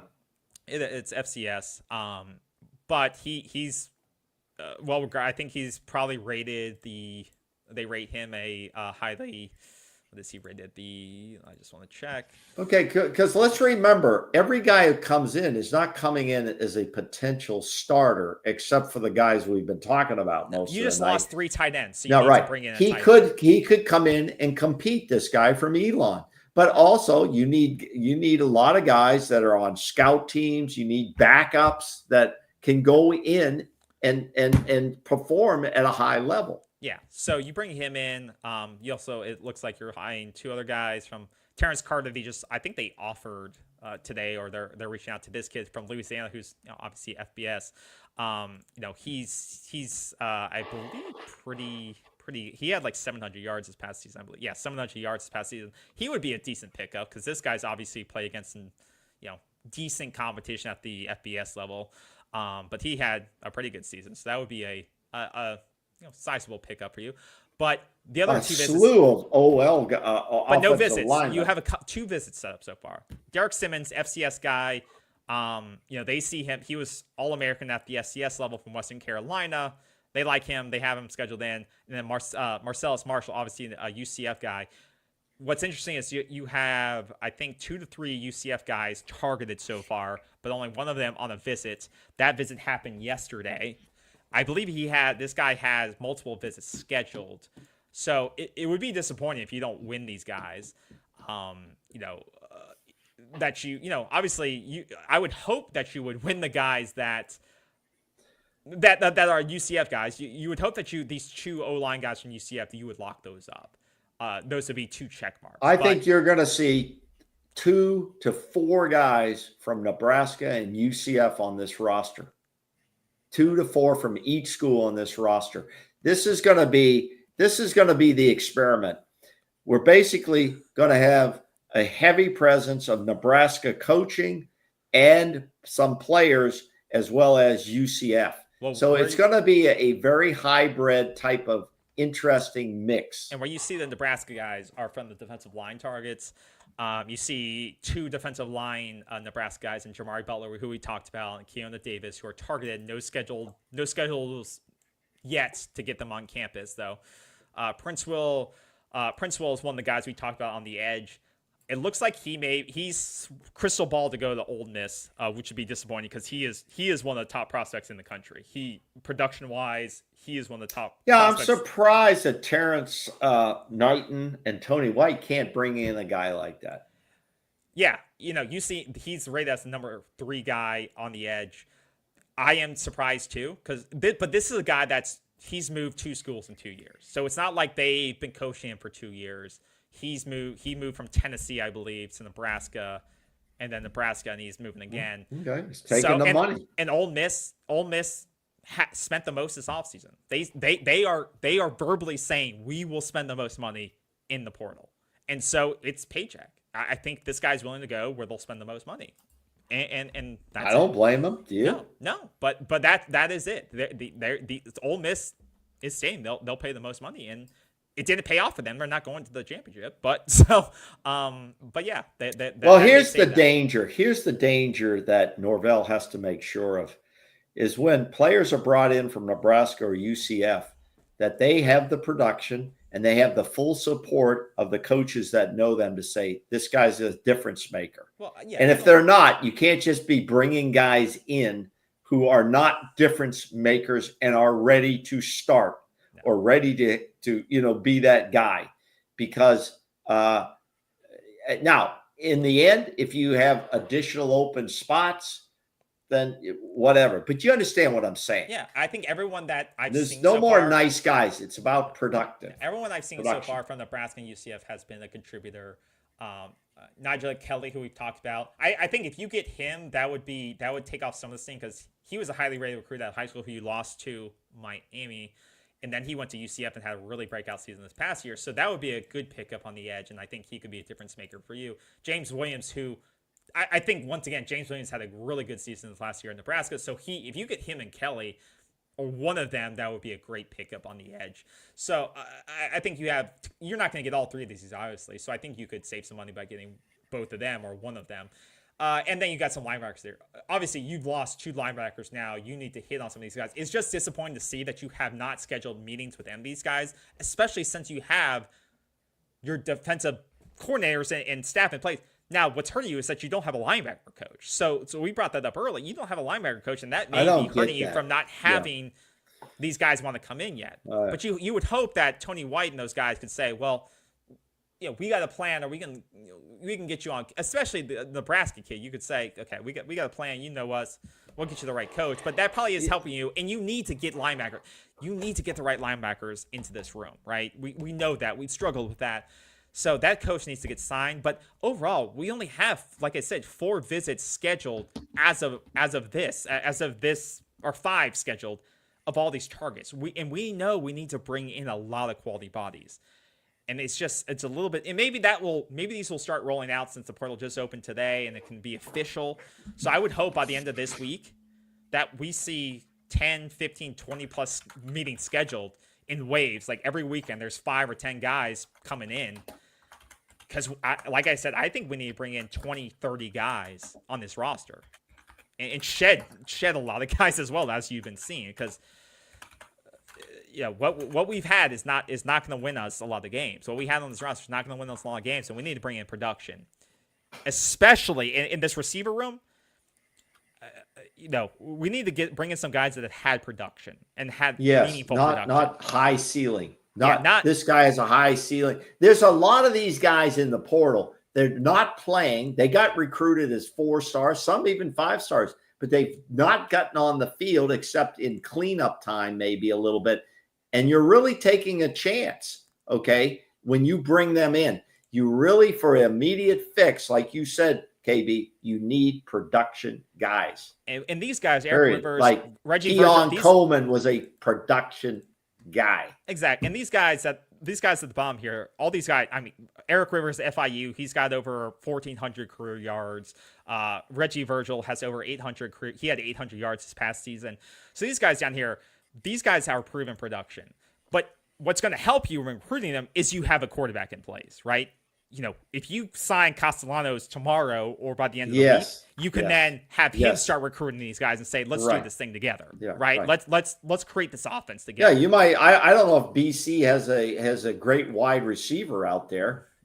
Maybe you can snag that guy to come with it. But if you have a receiver that's got 200 plus yards in a season, 300 yards in a season, that guy knows how to get open. Okay. And that's a big thing we don't talk about a lot, is getting separation. Okay. You have to run routes that get you separation.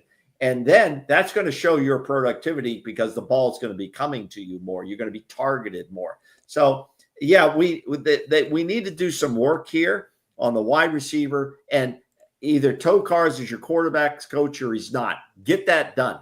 Period. Make an announcement or something.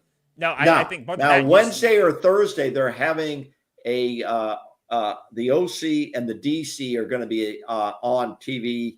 A press conference for those 2 positions. Yeah, and they're going to be before the FSU press. Yeah, and to your point, no, BC does not have great options to bring over in terms of Their top receiver was 590 yards, and he was a converted running back to receiver.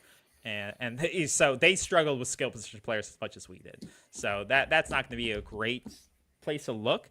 But I think, once again, if you can sign, if Castellanos is your guy, you can get him signed quickly, then he can be your primary recruiter. Because it's going to be hard to get receivers to come on board. How much time do you think they have to close some of these deals? 5 days. Oh, well, not much. At the top targets, you got to sign them by quickly.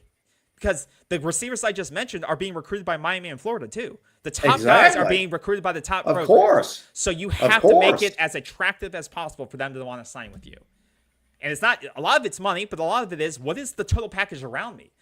Who's going to make me look good when I get on the field? Of course, that's exactly right. Who is my quarterback? Who is my quarterback? Exactly right. Who are the other players around me that are going to make me stand out? Right. So you have to have the pieces. You have to tell them, we've signed this guy. We've signed this guy. This is what the offense is going to look like.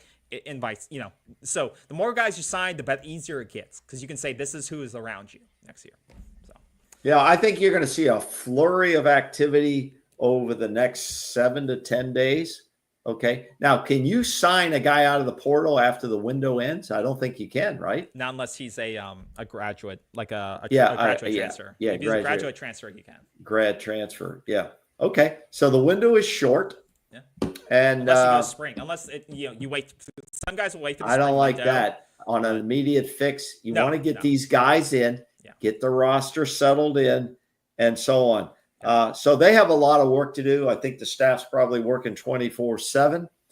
You got a lot of off-field people. I'm sure the phones are ringing, and there's a lot going on. Yeah. There's a lot going on.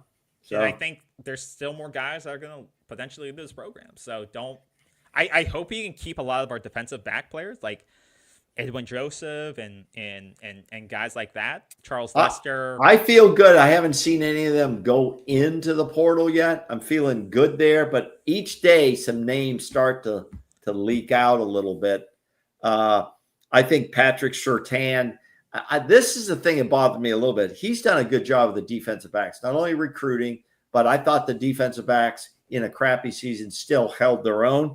Now, my understanding is the new guy coming in, Evan Cooper, he's primarily going to be coaching safeties coming in from Nebraska. But I heard chatter that he's also going to be helping Surtain with the defensive backs.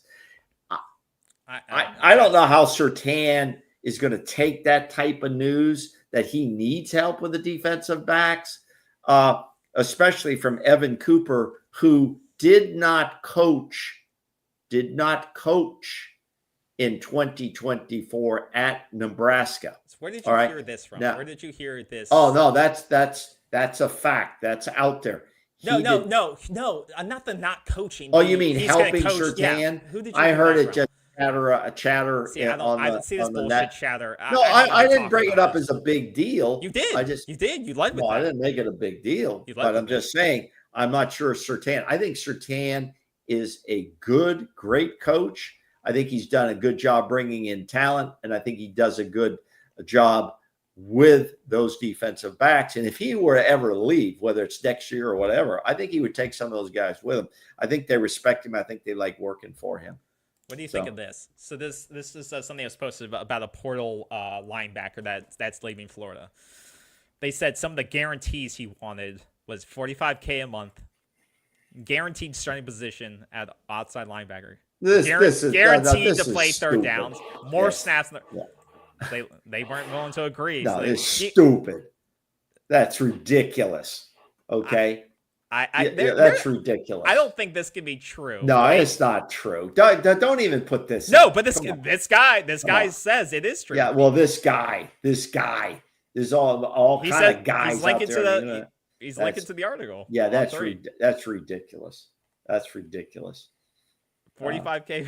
No, yeah. Where's the Florida insiders to tell us that's a this guy is joke. The insider on 3. That's a complete. That's a complete joke. Yeah. Good luck with that. Guaranteed to play on third downs. Yeah. Right. Yeah. Okay. Oh my Lord. All right, so there's some other books. Good thing Big Country wasn't around when the NIL thing popped, right? Oh my Lord. Yeah. some other bookmarks I had. So I think that's all for transfer news and stuff we've gone through right now. So we've gone through quarterbacks. We've gone through hopefully we get some more schedule, but there is some other things. Take so that Gator thing down. I hate that. Take it down. One quarterback we didn't talk about that could come back to Florida State. Tyler Van Dyke is in the portal. No way. That's a name. That's a name we forget about. What did he do last year? He could go back to Miami. He could go back to Miami. What did he do last year? What were his numbers? I don't even know. I think he was hurt.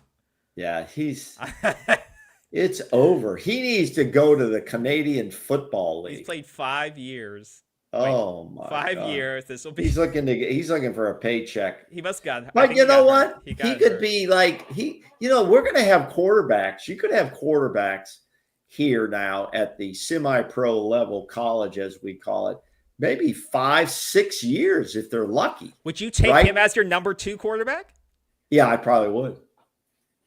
He's not going to fit Gus Malzahn. He's not a runner. He's a pure drop back passer. But sometimes you want that, but he's not going to fit that situation. Would you take him over Brock as your number 2? Yes. Wow. He's got the productivity. He's got productivity.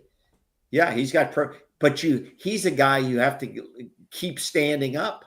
If he's a left standing up and you could protect him, I think he can deliver the football still. He's got a lot of experience. Absolutely. Do you think, like the NFL, you're going to get more guys like this who come into quarterback rooms to provide leadership exactly. There are career backups in the NFL who never get on the field.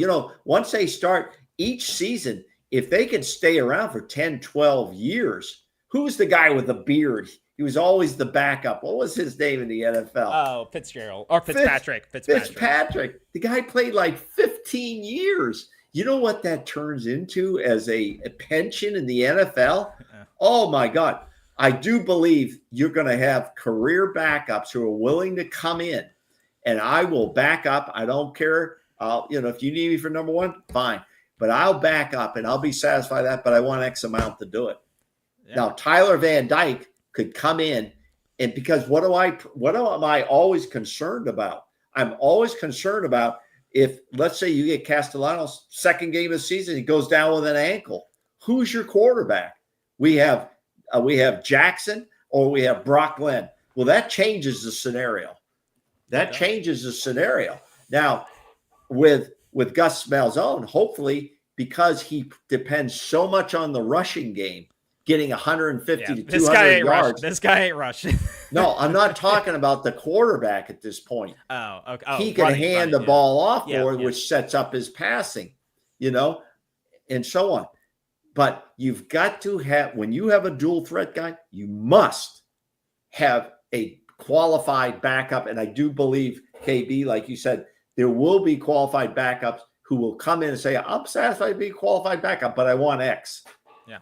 I want X. Yeah. I think, having a leader like that in the room could be interesting. That's what happens in the NFL. This is what we have.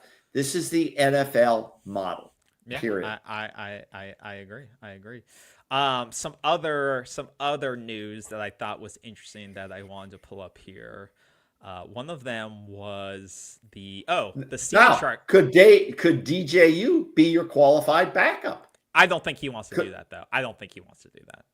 I think he feels he may not have. I think he kind of got screwed. I think he kind of got screwed. Okay, and we're not blaming. Everybody blames it on him. I think he got screwed. I think he got screwed into a terrible situation. I think he is. But could he say to Mike Norvell, "Listen, I'm ready to go, but I'll be your qualified backup"? No, he's not going to do that.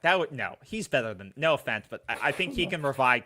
He could go to Akron and have a good year. I think he's better than Tate Rodemaker or some of these. Start someplace. Yes, yeah, 100%.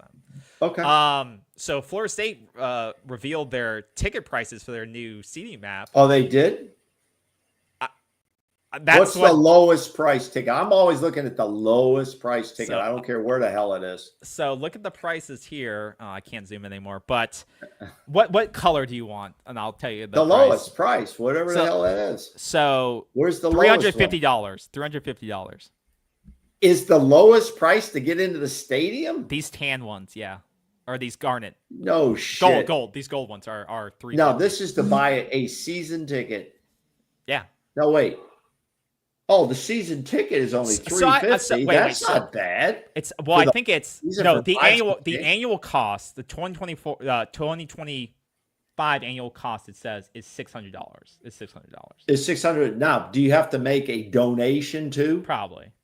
Okay, and generally you have to make a booster donation on top of that. And it says that, yeah, exactly. Oh shit! I wouldn't take my girlfriend then.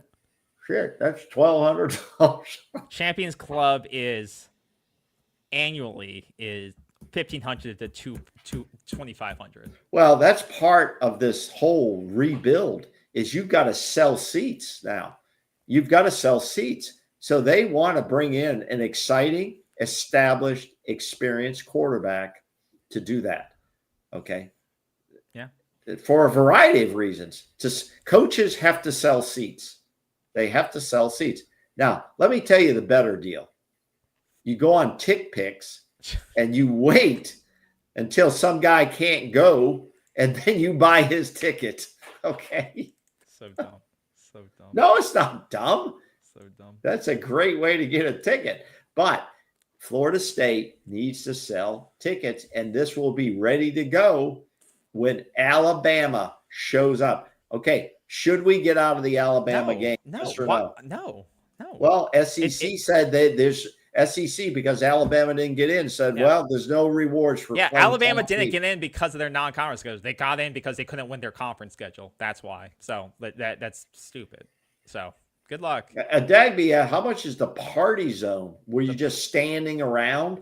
You know, it's like the Rays. If you go to the Rays game, well, you used to go to the stadium that's totally wrecked now. They had a party zone where you just stand. There was no seats. You could just stand. That may be. Is that this zone? Because there's a zone that's 335 or 400 for the year. So that may be like this dark zone over here. Because that's 450. There's a 450 zone or 400 zone. This is a very confusing chart. If this is real, I know. Why do they make it so confusing? Because they want you to call them so they can then explain all the fees to you.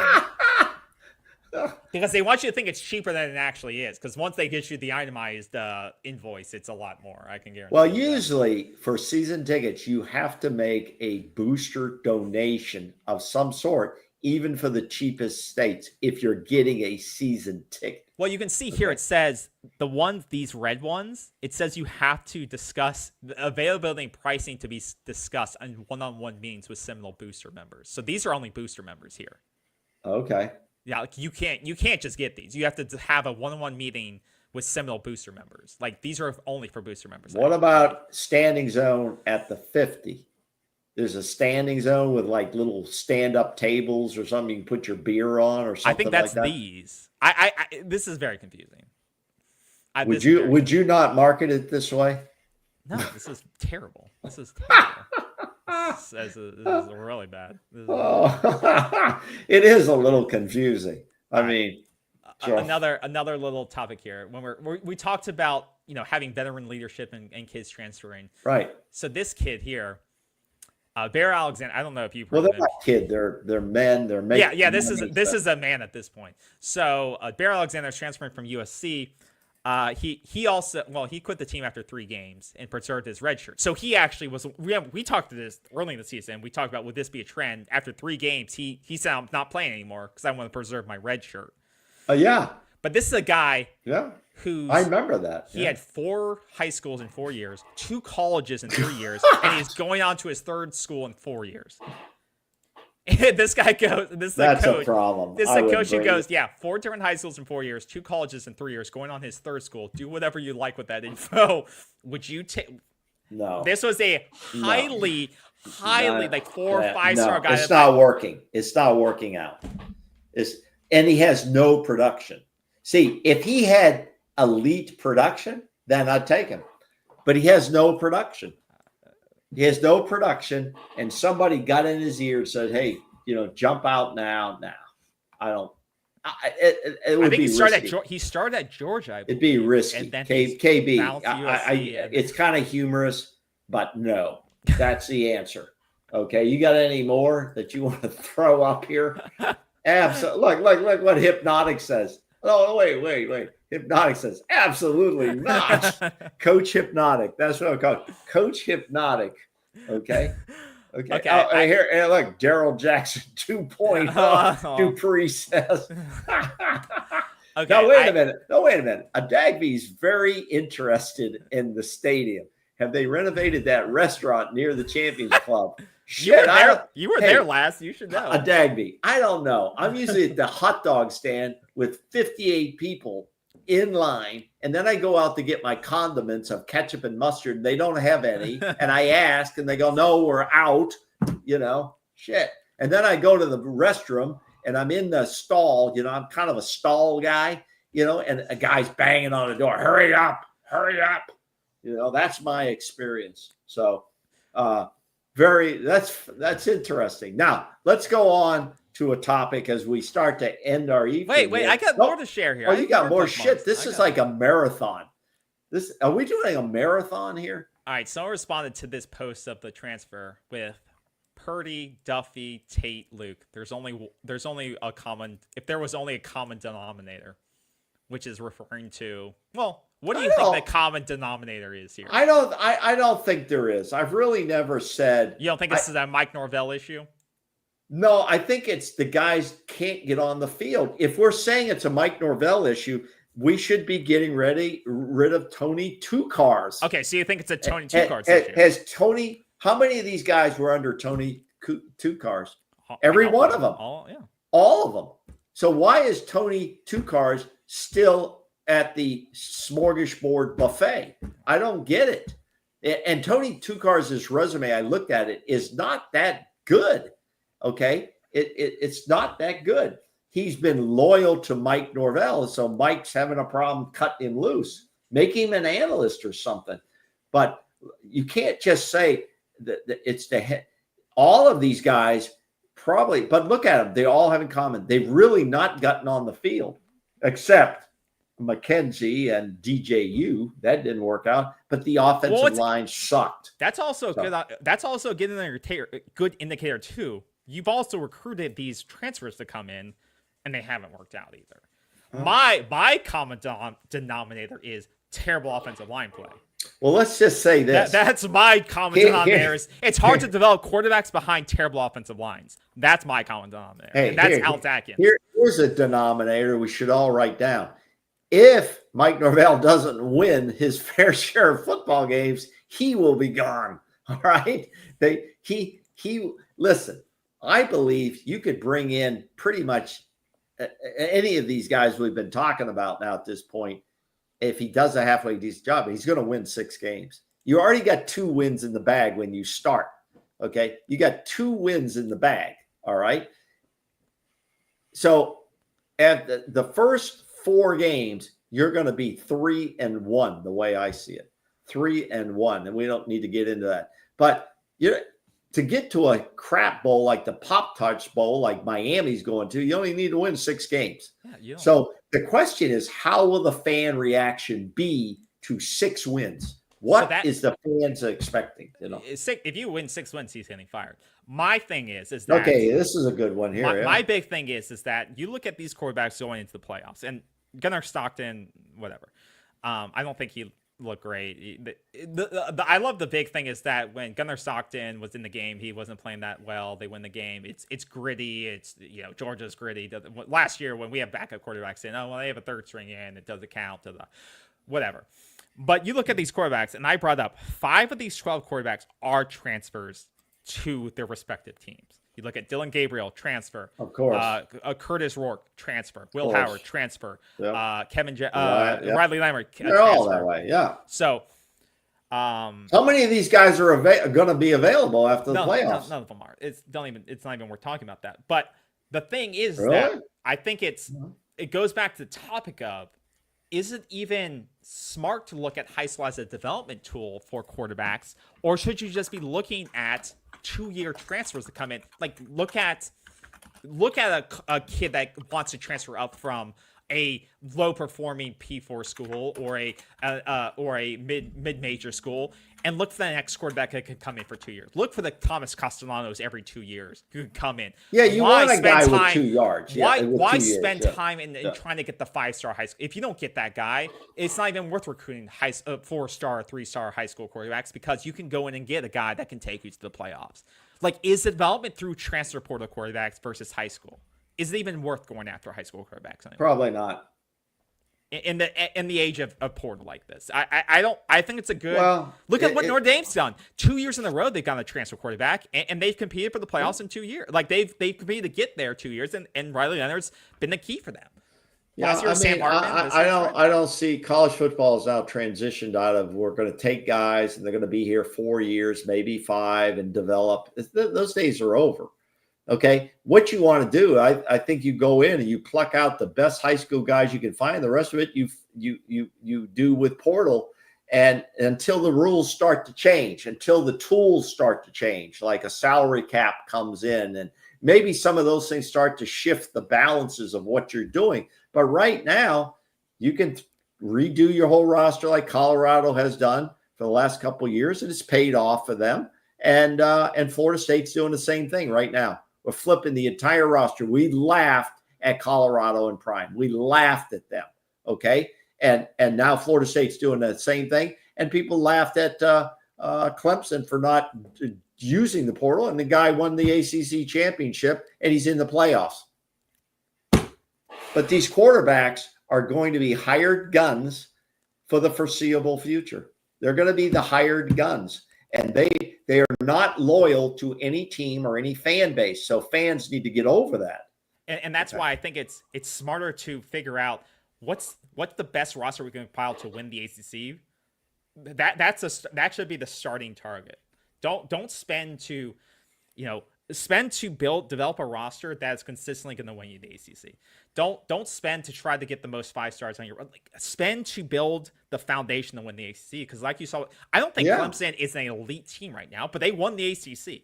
They did enough. Yeah, they're not elite. I mean, they got blown out game 1. They have 3 losses, right? They're 9-3 or 10. And we have to remember, football is the only game, pro or otherwise, that there's not the best of 7. It's not the best of 5. Anything can happen. It's not the best of 3. It's the best of 1. Yeah. So you have one shot or you go home. This is an interesting comment here. Wait a minute. And it's not like SMU is filled with a ton of 5 stars, but once again, they execute a great game plan. They brought in the right players, and they have the right players to fit their scheme, and they have a good offense. Like they do everything correctly. And that's what Florida State should be trying to mirror themselves. Get the right players to execute your game. And don't make it so complicated that you take away the ability of the player himself because they have to think too much. I mean, exactly. Come on. And SMU has proven like you don't need to pay guys millions and millions. And I mean, SMU has a ton of money. I'm not going to just. They have a ton of money. But it's not like they're filled with 5-star talent like Georgia is or Alabama. Like, they've done more with less because they have guys that have bought into what they're trying to do. And they have built an offensive scheme that scores points. So that should be, they've shown that you can get this done, that you can do it well, and you can do it well at whether it's Conference USA or the ACC. That's how we should be looking at it, right? Well, this is an interesting comment from Dupree here, is Dillingham is showing he deserves the credit for the development of Jordan Travis, not Mike and Tony. And I never thought Dillingham would be doing what he's doing right now, to be honest. He's doing a pretty damn good job, and he's building that program down there. Yeah. Whether he stays there for a long time or not, he's building himself quite a resume, and he's doing it in the right way. So whatever the hell he's doing a great job. Now, that's what you call production. And once again, Sam Levitt, also a transfer quarterback from Michigan State, who he brought in, and look what he's doing. And that's all the credit to Dillingham, because I think that's right. I think Dillingham gets a lot of credit for what he did with Jordan Travis in the year. Good points, Dupree. Good points. Yeah, and what he's done with Sam Levitt, and Sam Levitt's I think technically a true freshman or a redshirt freshman from Michigan State, and he's had a hell of a season. And look what he's done with that program in the Big 12. No one expected it. And what he's done with the running game and everything there. So dude, Yeah. Sam Levitt as a look at the number he's put 24-5. Like, it's incredible, and what he's done with that offense. Well, So here's the bottom line. Yeah. Here's the bottom line. There's two areas of need right now that they got to get this shit fixed.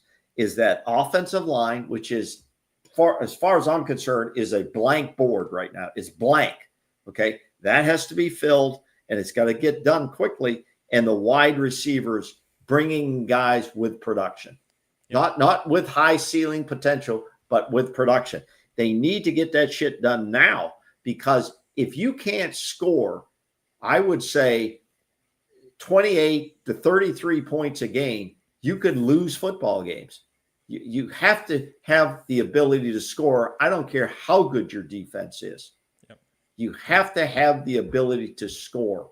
And obviously, we didn't have that ability and didn't win many games. But this is the biggest weaknesses right now. You've got some coaching vacancies there, and you've got the O-line room that has to be totally rebuilt, and the wide receiver room has to be totally rebuilt, in my opinion. So. And you need to see effort like this play. Someone post this.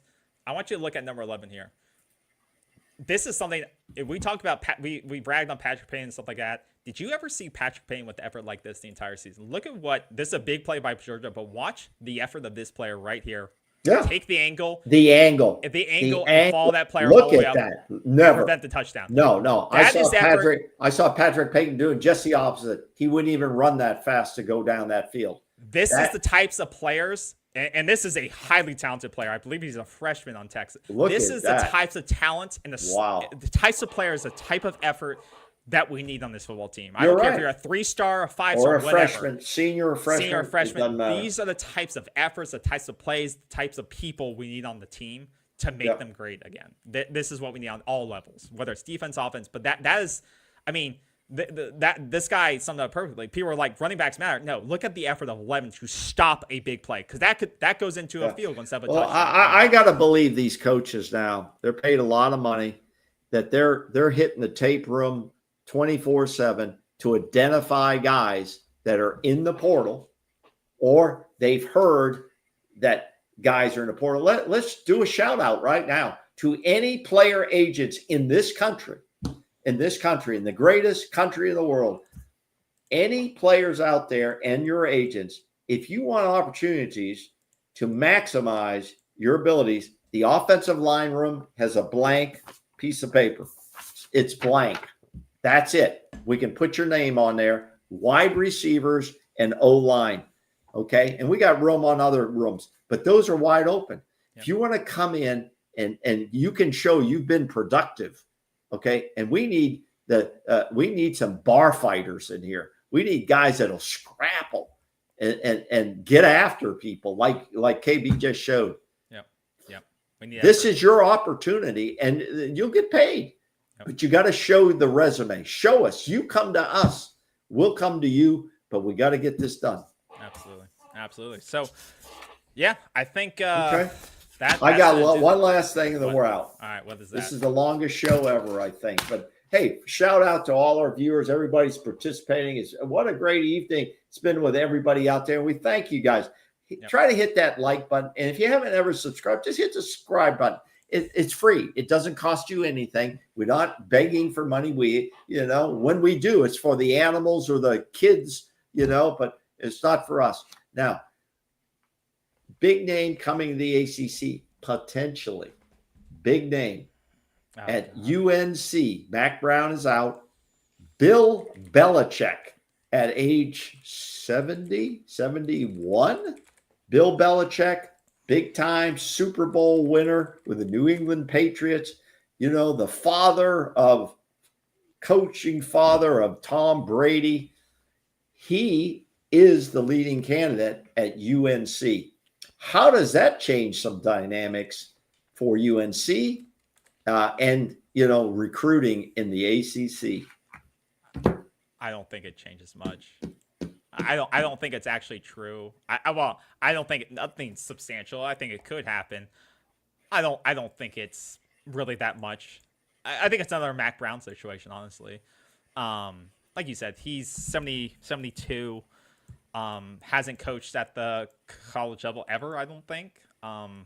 And this is, I mean, I'm not sure that's a big deal for him. Okay, that he hasn't coached at the college level. care about his. I don't care about his NFL experience because he wasn't he wasn't an effective coach without Tom Brady. He had a losing record without Tom Brady. That's true. So I don't think he's going to be able to come to the college and deal with the portal and become the next Nick Saban or the next Kirby Smart. That I don't see that happening. I really don't see that happening. Bugs says Bill is already at UNC. I don't know if I haven't seen that he's been official. I heard it's pretty close. I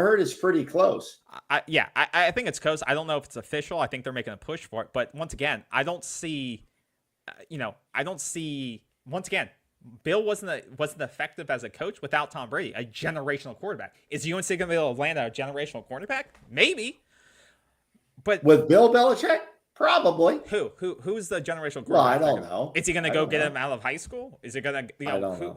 I just don't see, because, he's late in the portal cycle, so he's going to have to wait a full cycle probably to get a class together. So this is going to be a year and a half thing to see the impact of it, in my opinion. Okay. I don't see it. It's interesting. It's fun to talk about. I just don't see it. I don't see it. Hopefully it won't be like SMU. He comes in and competes for the championship the first year. I just don't.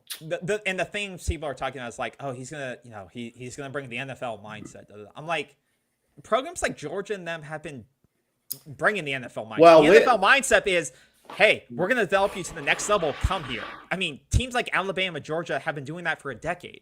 Just because NIL's around doesn't make it any different. Okay, if you can show a kid that you can get them to the next level, that's the biggest recruiting pitch in the world, regardless of how much money's on the table. The guys who don't think they can get to the next level are the guys most likely to take the money and run. Let's be honest. If you think you're good and you can, and you want to go to Georgia, like you're going to go to Georgia and compete. And get the money, or take a little bit less money because you want to be developed by the best, and probably be a high round pick. But if you're not as confident in yourself, and you want to take a bag, you'll probably go somewhere else because you can get that, and not bet on yourself as much. But the schools that have the track record of high round picks consistently, they have the NFL mindset because they know they can just send guys there because they've developed them. They have the coaches, they have the staff. Nothing's changed over the past year. It's gonna make it. I'm sure UNC is electric with about the talk and everything. It's interesting. Because like I said, this program is at Florida State, a dumpster fire that it is, has to evolve towards this NFL style, and the style comes with the coaching and the tones of that coaching and direct feedback to players and player performance. And if you're not cutting it, you're gone. It also comes to that's what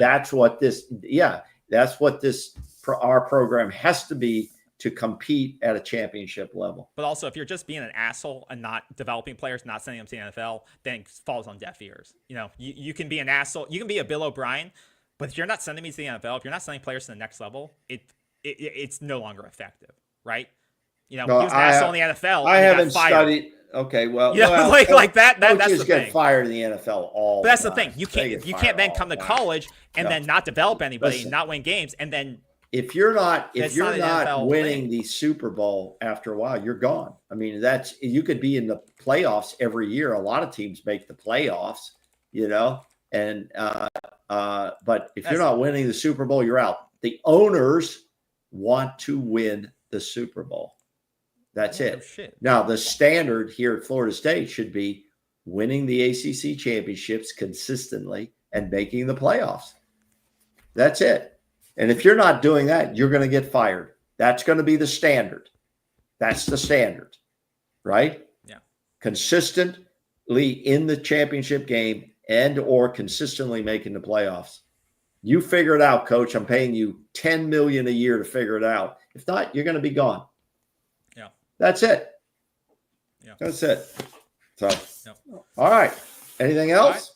No, I think that's it. So thank you all for coming out. We appreciate feedback. We had a great feedback tonight. Best ever. Probably the longest show we've ever had, KB. It was fun. There's a lot going on. There'll be a lot more going on. We don't jump on every 10 minutes with a new guy goes into the portal. That's for these 24/7 sites, and we respect what they do. Yep. And sometimes, I have some comments about them, but we will continue because there's going to be things to cover, and we have comments on that. And we do this for fun. We do it with you guys. We like what you guys do. Hit that like button, hit that subscribe button, leave us the comments. It's great. We appreciate it. And Dagby says Prime is a better CEO than coach. So, but hopefully next time we talk, we'll have some we'll have some new news about scheduled visits, maybe some portal commitments. And last we'll have thing, prediction. Prediction, KB. Prediction. Does the Sanders brothers, do they play in, what are they in, the Alamo, the Velcro Bowl, or what are they in? Do they play the full game in those games, or is Prime using that to sell tickets to get them in there? And Hunter bowl as well. It's such a worthless bowl. Well, it doesn't matter. Do you think they'll play in the game? They shouldn't. They're playing a conference opponent in a bowl game. Who gives a shit? They should not be playing. It's so dumb. I don't even want to discuss it. If you're going to risk your son's health, who is a high draft pick, in a stupid bowl game against a conference opponent, no, I wouldn't. Okay, that is the dumbest shit I've ever heard. Just to sell tickets is the dumbest thing I've ever heard. Last thing to our fans here, quickly put it in there. Would you play your kids or not? Would you play Travis Hunter in this game? Will Travis Hunter play in the game? Dumbest shit. It's the dumbest shit. He said, Deion Sanders said, we all started together. We're all going to end together. Well, not the guys who are in the transfer portal right now. They're not ending together. They're in the portal. So they've had several players. I will be personally, I understand what he's saying. I think he's trying to market the game a little bit. Why? That's not his job. I will be, his job is marketing, business. His job doesn't work for the Volcaro, whatever it's called. I will be shocked if Travis Hunter plays in this meaningless game, and Sanders, Shadu Sanders, who's the quarterback, could be the #1 quarterback taken in the draft by the Las Vegas Raiders, who suck. Okay, they've won like 2 games. I will be shocked if those 2 guys play. Now, Shiloh, he might play, but if the other 2, I'd be shocked just on the risk alone. It's so dumb. It's very dumb. But okay. All right. That's it. Thank you all for coming out. Let us know your portal predictions in the comments if you're reading this later on. But we should be back maybe Thursday, Friday, or this weekend with the latest recap on portal news, transfers, maybe commitments, and any other interesting Twitter bookmarks that we have out there. So thank you all again. Have a great week, and we'll talk to you soon. Stay safe out there, and as always, go Noles. Let's go Noles. Let's get better.